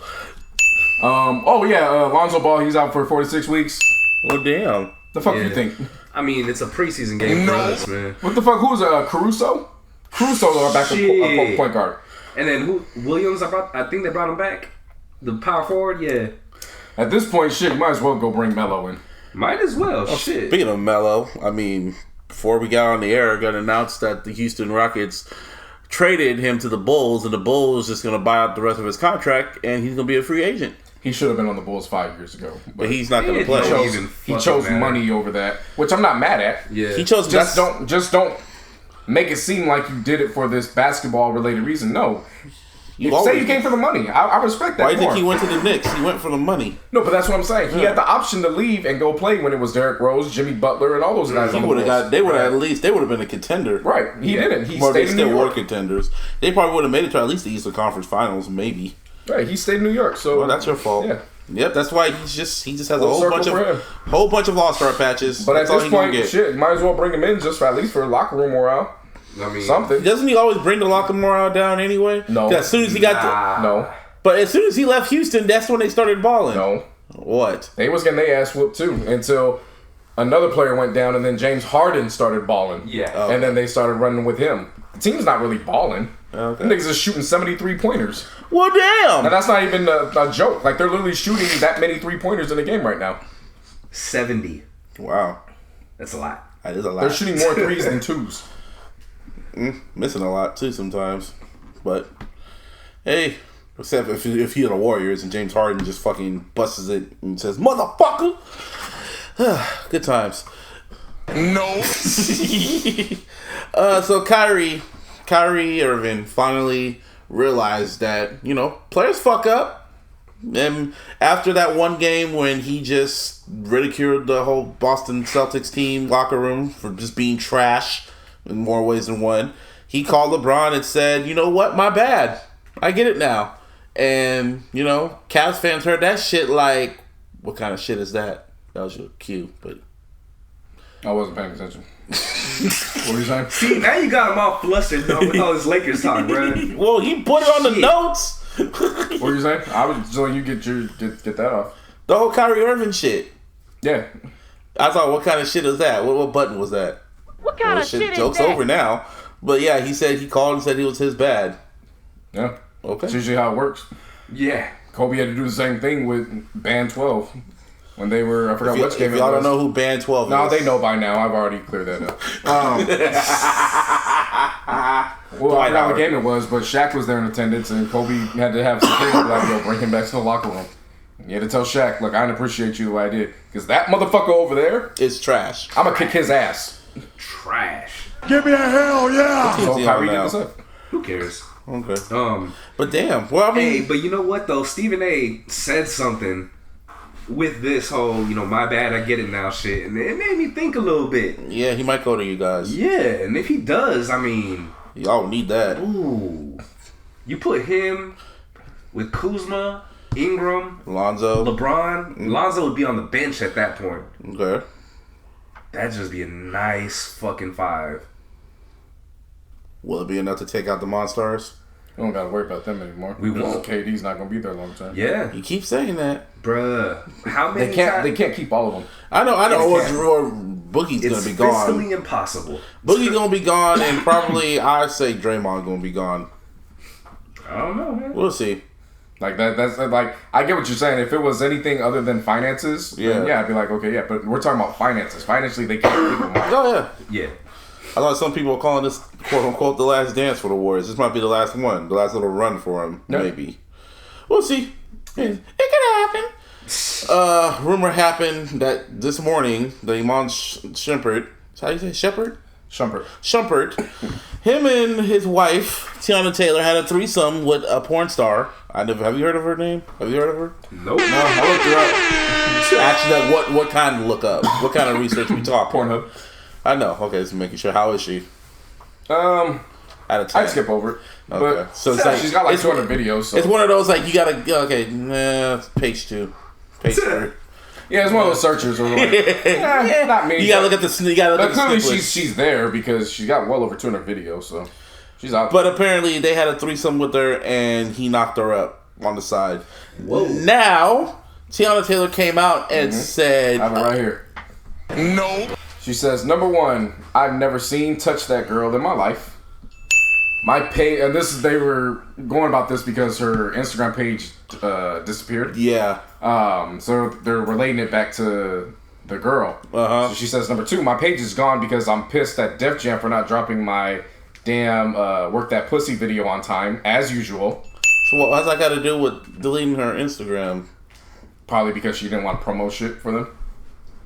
Number three, it's really sad that lies are entertained so much than the truth. It's an evil world we live in. Kind of crazy. She's blaming Def Jam. And number four, Iman is not dumb. He knows I'd kill him. End of story. I think she's dead ass serious with that. Yeah, that sounds. She legit. looks crazy. She said straight up, "I will cut his dick off while he's awake." So, and I mean, if you're having threesomes with your wife, like there's really no point to go outside. Like you have the best of both worlds, right then and there. I just find it funny how she's blaming Def Jam, but not good music. Well, same umbrella. Yeah. Yeah. Same people. Same people. Blame Kanye. So, Powerful Niggerty. Adrian Broner. I watched the fight. Y'all didn't watch the fight? Hell no, I didn't watch that fight. I saw the nigga get his face bashed, though. Oh, that shit was crazy. He looked like fucking Voldemort. Or not Voldemort, but Harry Potter. Like, Voldemort paid his ass. I saw all his thoughts. Yeah, saw that shit, too. Damn. Yeah, once again, if you haven't figured it out by now from all the coughs, wheezing, and all that shit, we're all sick, so I really didn't give much fuck about looking. The fight. It's not even that. Looking for all kinds of clips for powerful niggery. However, this one actually fell into my lap. I wasn't looking for it, but Adrian Bronner's dumbass. He was trolling. I call it grade A trolling because I'm gonna paint the picture. He went against Pacquiao. And Pacquiao pretty much lit his ass up from round 1 to round 12. He lit his ass up throughout the entire shit. It got to the point where AB was looking up at the clock in the last round, seeing if he could just make it. And as soon as the fight was over, this motherfucker had the nerve to go up on the turnbuckle and flex. Like, nigga, why are you flexing? Oh, yeah. What happened to your shaft? That is powerful niggerry at work. Alright, whatever, until he started speaking. And now, I was initially going to play the first clip with Jim Gray, but at that point, everybody had seen that. So it was like, and he's going, like, what can you say against Jim Gray? It's not much. There's a second post-fight interview, though, that I would like Martine to queue up with. And you can just press play because I have it queued up at that location right now.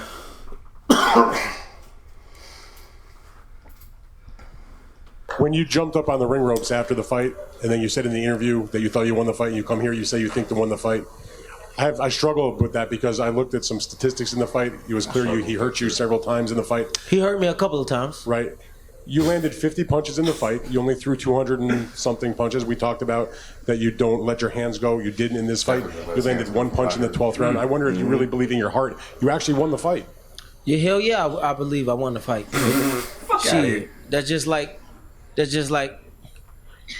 when you believe that you want cheese on that burger. You know what you looking for. Hell yeah, I feel like I won. Damn, come on now. Now we got a love-hate relationship. Don't let me do this. I got the mic. I'll fuck you up here now. I've got the mic too, my friend. Yeah, I'll fuck you up here now. But what the fuck was he talking about? He was trolling. That's what he was doing. That nigga was trolling. I know he was trolling, but what the fuck was he talking about? Anything. If you want cheese on that burger, you don't believe it. Oh, yeah. What happened to your shaft? Everyone got all worked up. Niggerry at work. Yeah. Everyone got worked up. I was the only person that say this nigga's trolling just to get. Well, we know it is. That's a part of his act, but at the same time, like you gotta produce something to back that shit There was up. another part in the fight where it had to do with Pacquiao. They asked him, "Would you ever want to do a rematch with Floyd Mayweather?" And Floyd was just like, they just cut to Floyd. He gave no response, and I was like, "No, I don't want no fucking rematch."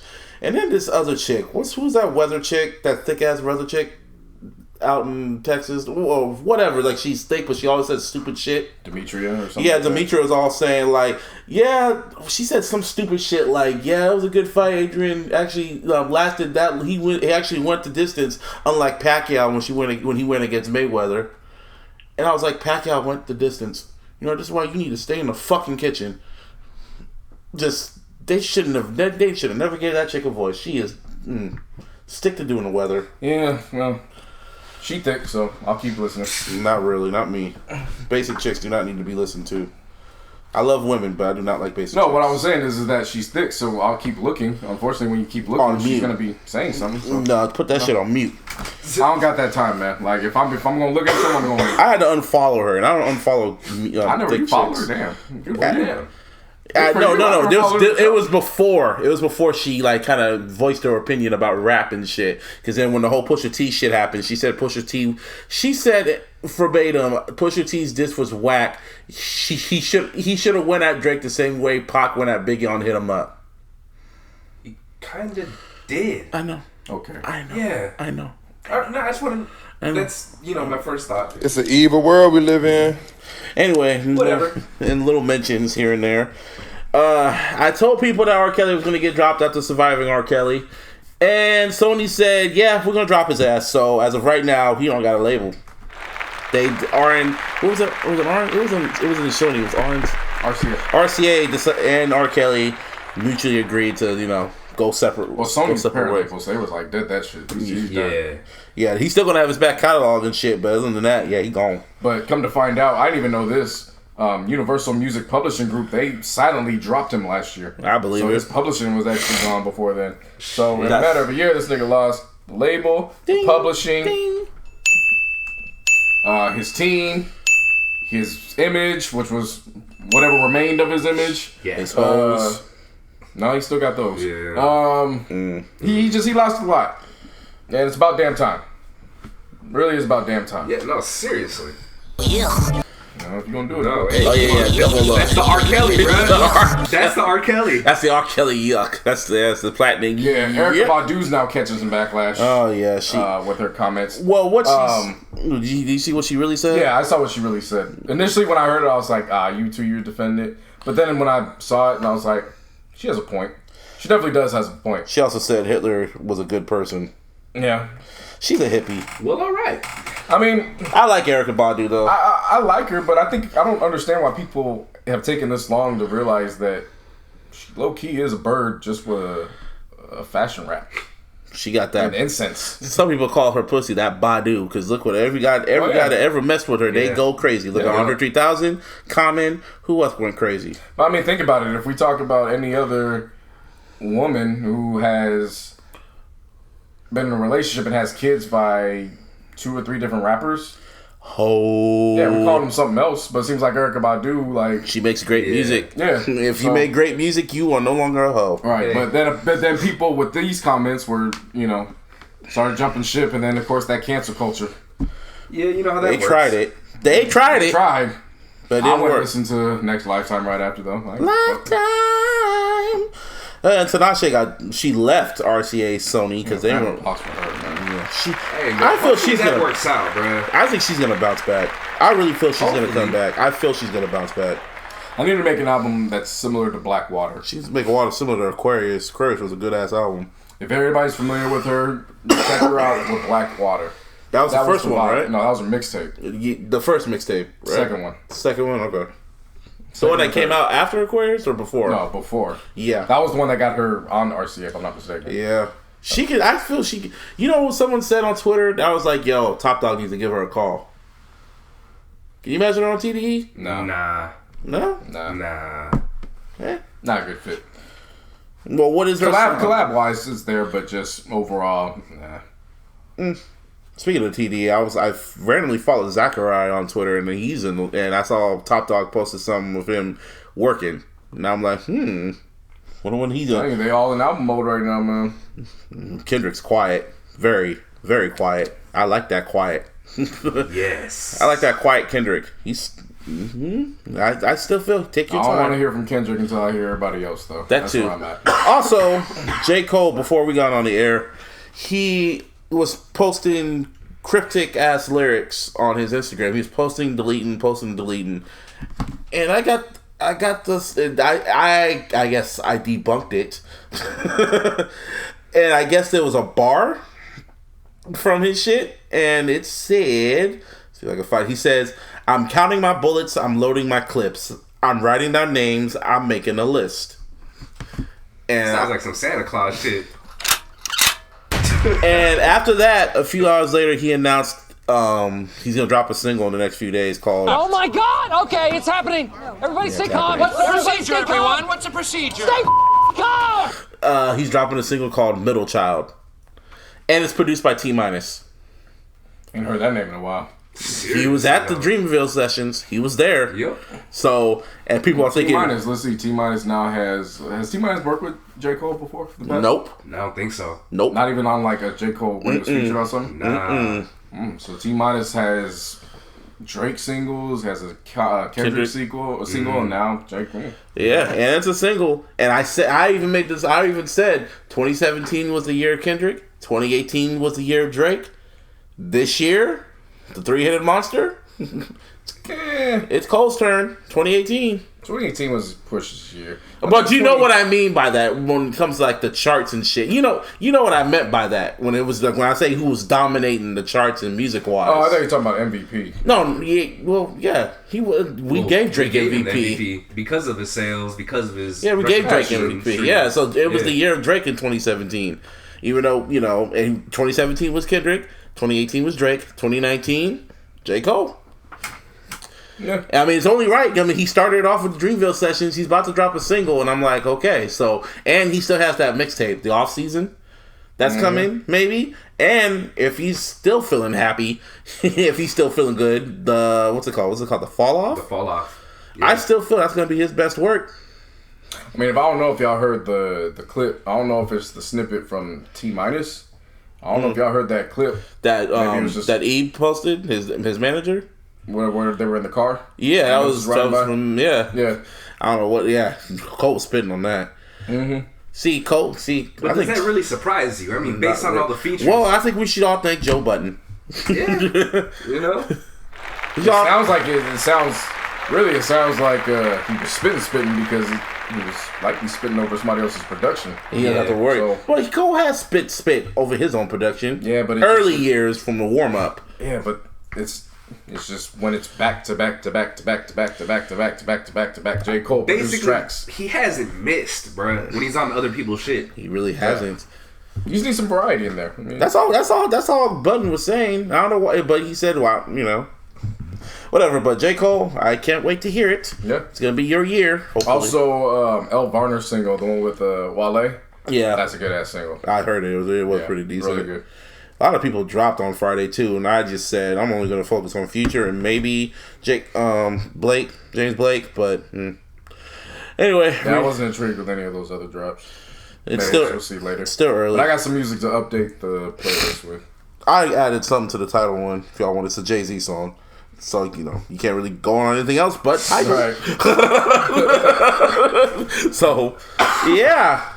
Oh yeah, before we go on, your Missy Elliott playlist was fucking knocking. Round of applause for yourself. Yeah, that shit was fire, bro. Appreciate that. Thank you. God, that shit. The first thing, because I was like holding nostalgia, but the way you made it, I was like, oh God, and I was just bobbing to it. Gossip folks, I was like, I forgot how hard that fucking knocks. And you had is that your bitch? The Lost Verses. I didn't even know the Lost Verses version was on what's it called? Streaming platform. On streaming. Yeah. I thought that was like one of the ones on there. The only one, not even the original one. It's on Bleak's album. It's not like a bonus track or anything. It just says it the takes Lost. The place. Yeah. Oh wow! Because originally, if y'all don't know, it's supposed to be on Volume 3, but when it leaked, Hov was like, "Fuck that," and took it off and gave it to Bleak. Mm-hmm.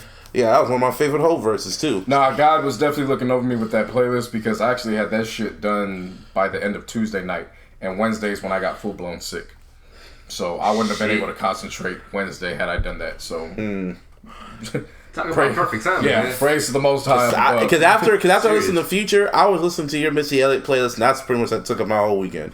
Now I had a bunch of people. They said that was the best one so far that I've done. For real, especially, and he said the Aaliyah fucked everything up. Well, the estate fucked it up kind of. It fucked it for y'all. I'm like, well, you have for me because I got her song, so I was listening to my extended playlist. But Yeah, it was basically all the 1 in a Million tracks, and then the I Care For You joint. Oh, damn. It's just kind of sprinkled in. And then for some reason, Timbaland and Magoo's album's not on there, so the Up Jumps the Boogie isn't on there. Damn. So I was like, fuck. There was like a few songs. Shit. There was a few songs you kind of missed. I thought you should have put Wake Up, the one with her and Hove. And I was thinking if I was there coordinating with you, I could make it fit somewhere. And another song, Funky Fresh, Dressed to Impress, Ready to Party. That song with Miss Jade, that could have fit somewhere. Those two made the final cut. They were making the cuts, but when I got down to it, I was like, it's starting to get too long now. It was just fine. I get it. It was like, what, 2 hours? No, it was almost like 2.5, almost 2:45, I think, at that point. Shit. It was still good. There was 38 songs on the regular editions. Mine, when I added the Aaliyah tracks, it was 44. So at that point, I was like, fuck. They needed, man, Aaliyah's estate and the family, they need to make some type of deal and put all her music on streaming services. Because I can't listen to the R. Kelly one for obvious reasons. Right. So it's kind of just. Yeah, I don't understand that. Like, her family's basically robbing her of her legacy for the new generation. And why don't they want to put it on there? Why don't they ask her uncle? I don't know. Because it's like, I can't even find you can't find none of her music damn near on YouTube like that, or Google, or Tidal, or anywhere. It's like, you really gotta like illegally download it to listen to her music. Yeah. Selena don't do that shit. However, if y'all want to email me and Venmo me some funds, I got folders. Hey, I can get that for you. How many albums did she drop? She had AJ Number, 1 in a Million, and then she had Revolution. She only had 3. And then I Care For You. The post. Yeah. That's only 4. There's only 4 albums. Well, I mean 3 because I only count the ones that she. Watch Jay-Z get it. Watch Tidal get it. Watch Tidal get it. Fucking Hove. If they do that. They did it with Prince. They're gonna do it with Aaliyah. They do that. It's And also, speaking of songstress, Rihanna's gonna sue her daddy because her daddy was trying to. What was her dad trying to do? Some shit? Something with the brand name. Yeah, something with the brand name. But it was funny because they were saying, like, he's stealing her name. And I'm like, yo, he gave her the name. What are you talking about? Yeah. Her brand name. Yeah, probably what they meant to say. That was what it was. Because she's actually using her last name, which is obviously her dad's last name. Yeah. And, I guess that's what he's suing her over. Yeah, that's what she's suing him. Yeah. Or whatever. The other fucking way. I don't think people really give a fuck. They just want the music. They want Rihanna to drop that album. That album better be fire. This shit is like secondary, bro. I want to hear that fucking album. Yeah. This album better be fire. It better be. Can you imagine if it's blah? For some mid. You imagine if it's mid. They waited all that time for Rihanna and it's some mid ass shit. If it's mid, I'll be upset, but at the same time I'll be like, well, she got her fucking. Yo, she's selling panties and bras, man. Like, she's yeah, but what do you want from her? Because niggas are demanding that album, and people still to this day say Anti is her best work. So it's like, we'll see. I mean, it's either Anti or Good Girl Gone Bad. Yeah, Anti was great. I just hate how they fucking promoted that shit when it was just nothing but like thought music. Like, they try to make it like some old mysterious shit, and you had to crack the code and shit like that. When you listen to it, it's like, it had nothing to do with it. Man, why'd you do that? Well, this ain't no crack the code shit, just because the beats is lo-fi and shit. Yo, fuck out of here. Yeah, just because the album covers some old Kanye shit. Like, come on. They announced Mortal Kombat 11. Yay! That's so crazy. The gameplay looks... the gameplay, like, this is overkill at this point. It is. The fatality is overkill. Like, it's the fatalities are the regular moves now. They're just making it up. That's true. They just make up shit. How can I kill somebody? I saw, what was it, Barack? How he rips the heart out. Scorpion's face off, and then he rips his skull of the face off. And his brain, and then and eats it. Hey, look. I don't care how overkill this shit is. I'm still gonna fucking I'm pre-ordering it. Yeah, don't get me twisted. I'm pre-ordering it this week.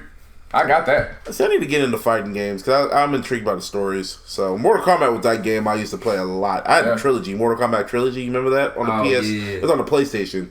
Man, I used to play that shit till I got to Shao Kahn. And I'm trying to get okay, I beat everybody. I meet the Shao Kahn. He beats me in less than a minute. Like, who the fuck is this nigga? I remember when they dropped the arcade version on Nintendo 64 Mortal Kombat 4. It's a wrap after that. I just remember when Shao Kahn. I remember when I finally beat Shao Kahn. I remember I was so fucking happy. I had to use what's his name, the fucking centaur nigga. You know what I'm talking about? Centaur. The half human, half horse. Motaro. Yeah. I had to keep punching the nigga. Keep punching him. Keep coming, punch you. Keep coming, punch you, and then he died. And I was like, nigga. I was so happy when I beat that nigga.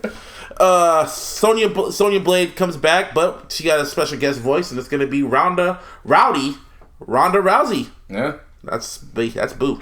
Get a bag. Hey, another one. Hey, Ronda, man, she's having the time of her life in the WWE. She's getting little separate movie bags. She's getting video game bags. Who would have thought life without UFC is just really good for her? Oh yeah, she's about to go against Sasha Banks at Royal Rumble on Sunday. That's gonna be fire. She got her ass knocked out the UFC to multiple bags. Just gonna say that shit. Yeah, in real life. To America.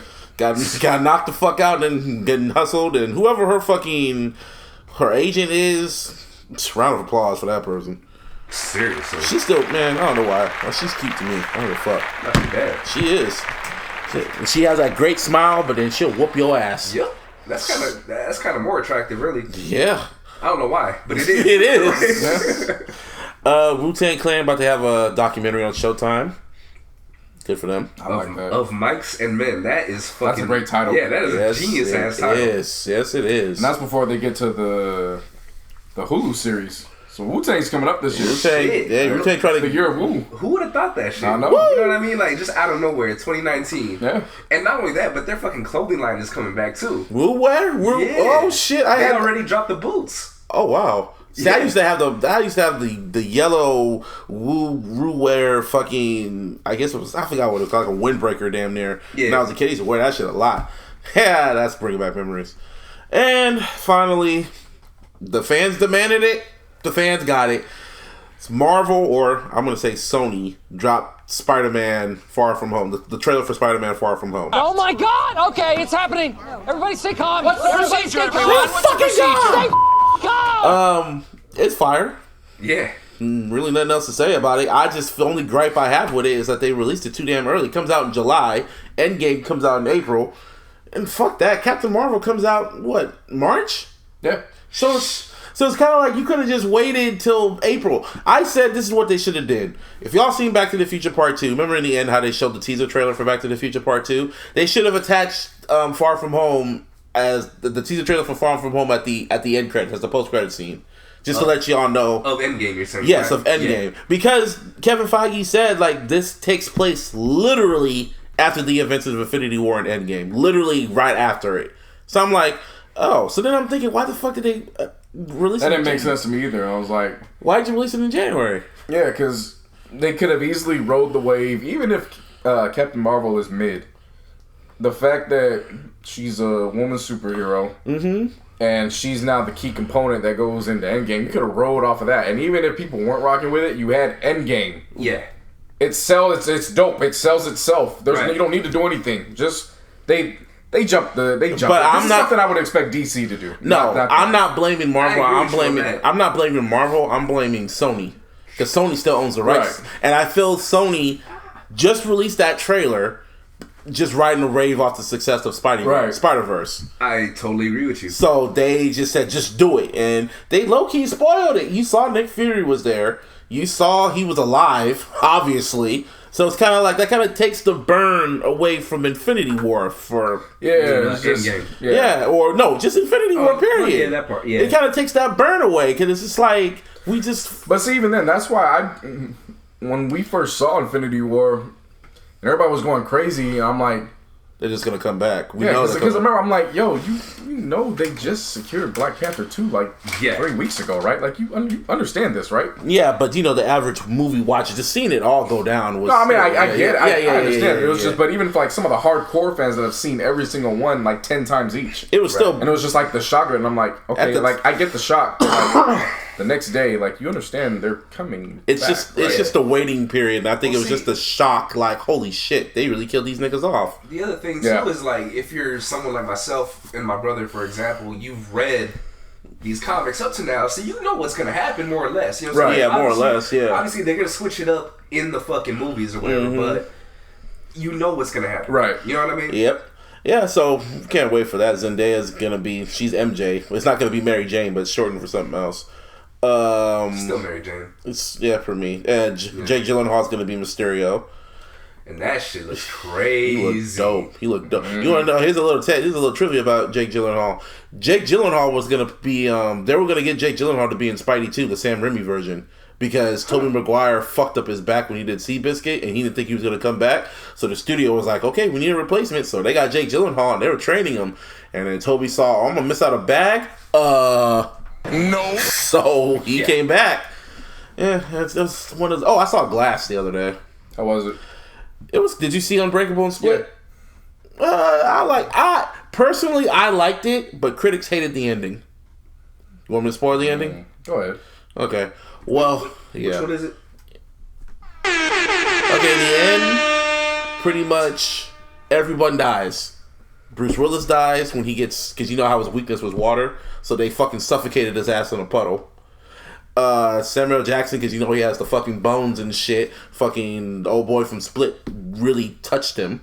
That didn't sound right, but just touched him. That does not sound. You said he's got bones and he touched them. I don't know how to take that. But yeah, because he has weak bones and he got touched and shit. And then old boy from Split got shot. So what happens that before Bruce Willis died, the psychiatrist reveals that she's part of a secret organization that's trying to stop people from special abilities from revealing themselves. And they got to stop it from letting everyone know about it. So what happened was that Samuel Jackson had a plan that he was going to, he recorded everything and he secretly sent it to his mom. And pretty much he got the son from Unbreakable. He actually came back. The actual son. Okay. Yeah, he actually came back. Old girl from Split, she came back. So they all came back together and they worked together to reveal the footage, because there was a footage of the final fight they had, and they revealed it. They made it go viral and everyone knows now. So that was the end. And people were mad about that. Yeah. They were mad about that ending. They thought it was they said it was like a cheap way to end the movie. I was like, I didn't mind it. I was like, this was a good trilogy. Yeah, it brought everything to a conclusion from what you're explaining. Because I remember I kind of read up on the ending to people saying this was so terrible. M. Night should be ashamed of himself, because M. Night has made bad movies. Happening. Fucking Signs. Devil.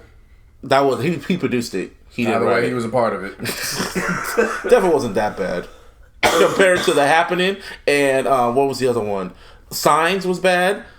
I'm the only one that likes After Earth. The one with Will Smith. I knew who the devil was when they all got into the elevator. You knew it was the old lady from Jump? Well, that's a spoiler.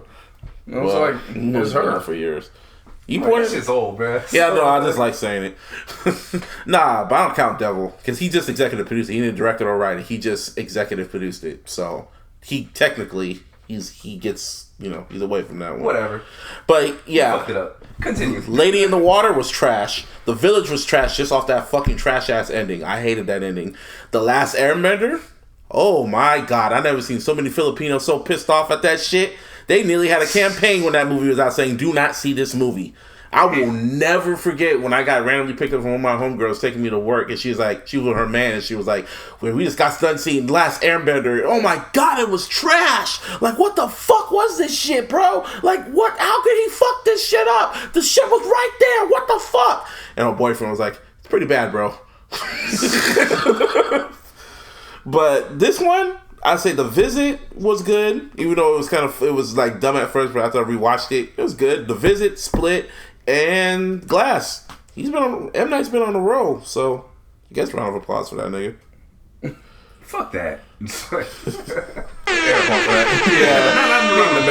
Me in the middle. Yeah, he made too many bad movies, but he's making up for it. Anyway, damn, this is an early one. Early episode 719. That's what time it is right now. But this is episode 119. 118. See, that's how sick I am. It's 119 of the iLLogical 118 of the iLLogical Sense podcast with your boy Busby. You can follow me on the Twitter. Hit that button at Mr. Busby 408. You can follow me on Instagram at Mr. Busby, and also follow the podcast at iLLogical SP on Twitter and at the iLLogical Sense on Instagram. Also, you can find the iLLogical Sense on Facebook. That too. Like page. JC No Hunters on all my social media. I don't even know what the hell I'm gonna put on throwbacks this week, but just nigga, your health. Your health. Figure it out. Your health. Man. Just get better. Don't worry about the people. Worry about yourself. Yeah. People need music, and I need you need to be healthy. Hey, I am of the people, but you are JC Nuhunters. That's the point, man. You JC Nuhunters. Music makes me feel better. Do you know how much music is on your shit? Worry about yourself. Even if I worry about myself, I seem to make myself a playlist. Make yourself a playlist. Worry about your self-help. Self-help. It's going to be a throwback, so I might as well throw this shit out. Just make a random one. No, we'll figure it out. I'll figure it out. We'll see. Make one on fucking Sierra. At Beats Be Killing Them. Follow me. Everything. Venomous on all digital streaming platforms. That part. Oh yeah, Elliot Wilson. Oh yeah, Elliot Wilson. If you listen to this, we see you liking our playlist and shit. So if you want to throw us a title bag, that'll be nice. We'll make a playlist for you. Yeah, we'll say we use a title computer too. Yeah, title computer. Title everything. Title microphone. Title microphone. Hey man, look. Title headphones. Title cell phones. Title condoms. Yeah, tell Jay-Z. Tell Jay-Z. Tell Hov to throw us a bag. We'll make a good playlist. JC will make a good playlist. I'll make a good playlist. Martine. Man, I'll throw some shit together. You be liking shit. We be catching it. I'll be catching the shit. YN. So throw the bag. And on that note, how many fucks do I have to give out today? Fuck R. Kelly. Fuck Jed York. Fuck Trump. Fuck that little white cracker ass. And fuck KCP. Fuck KCP, aka KFC. And yeah, I'm gonna go take some Advil.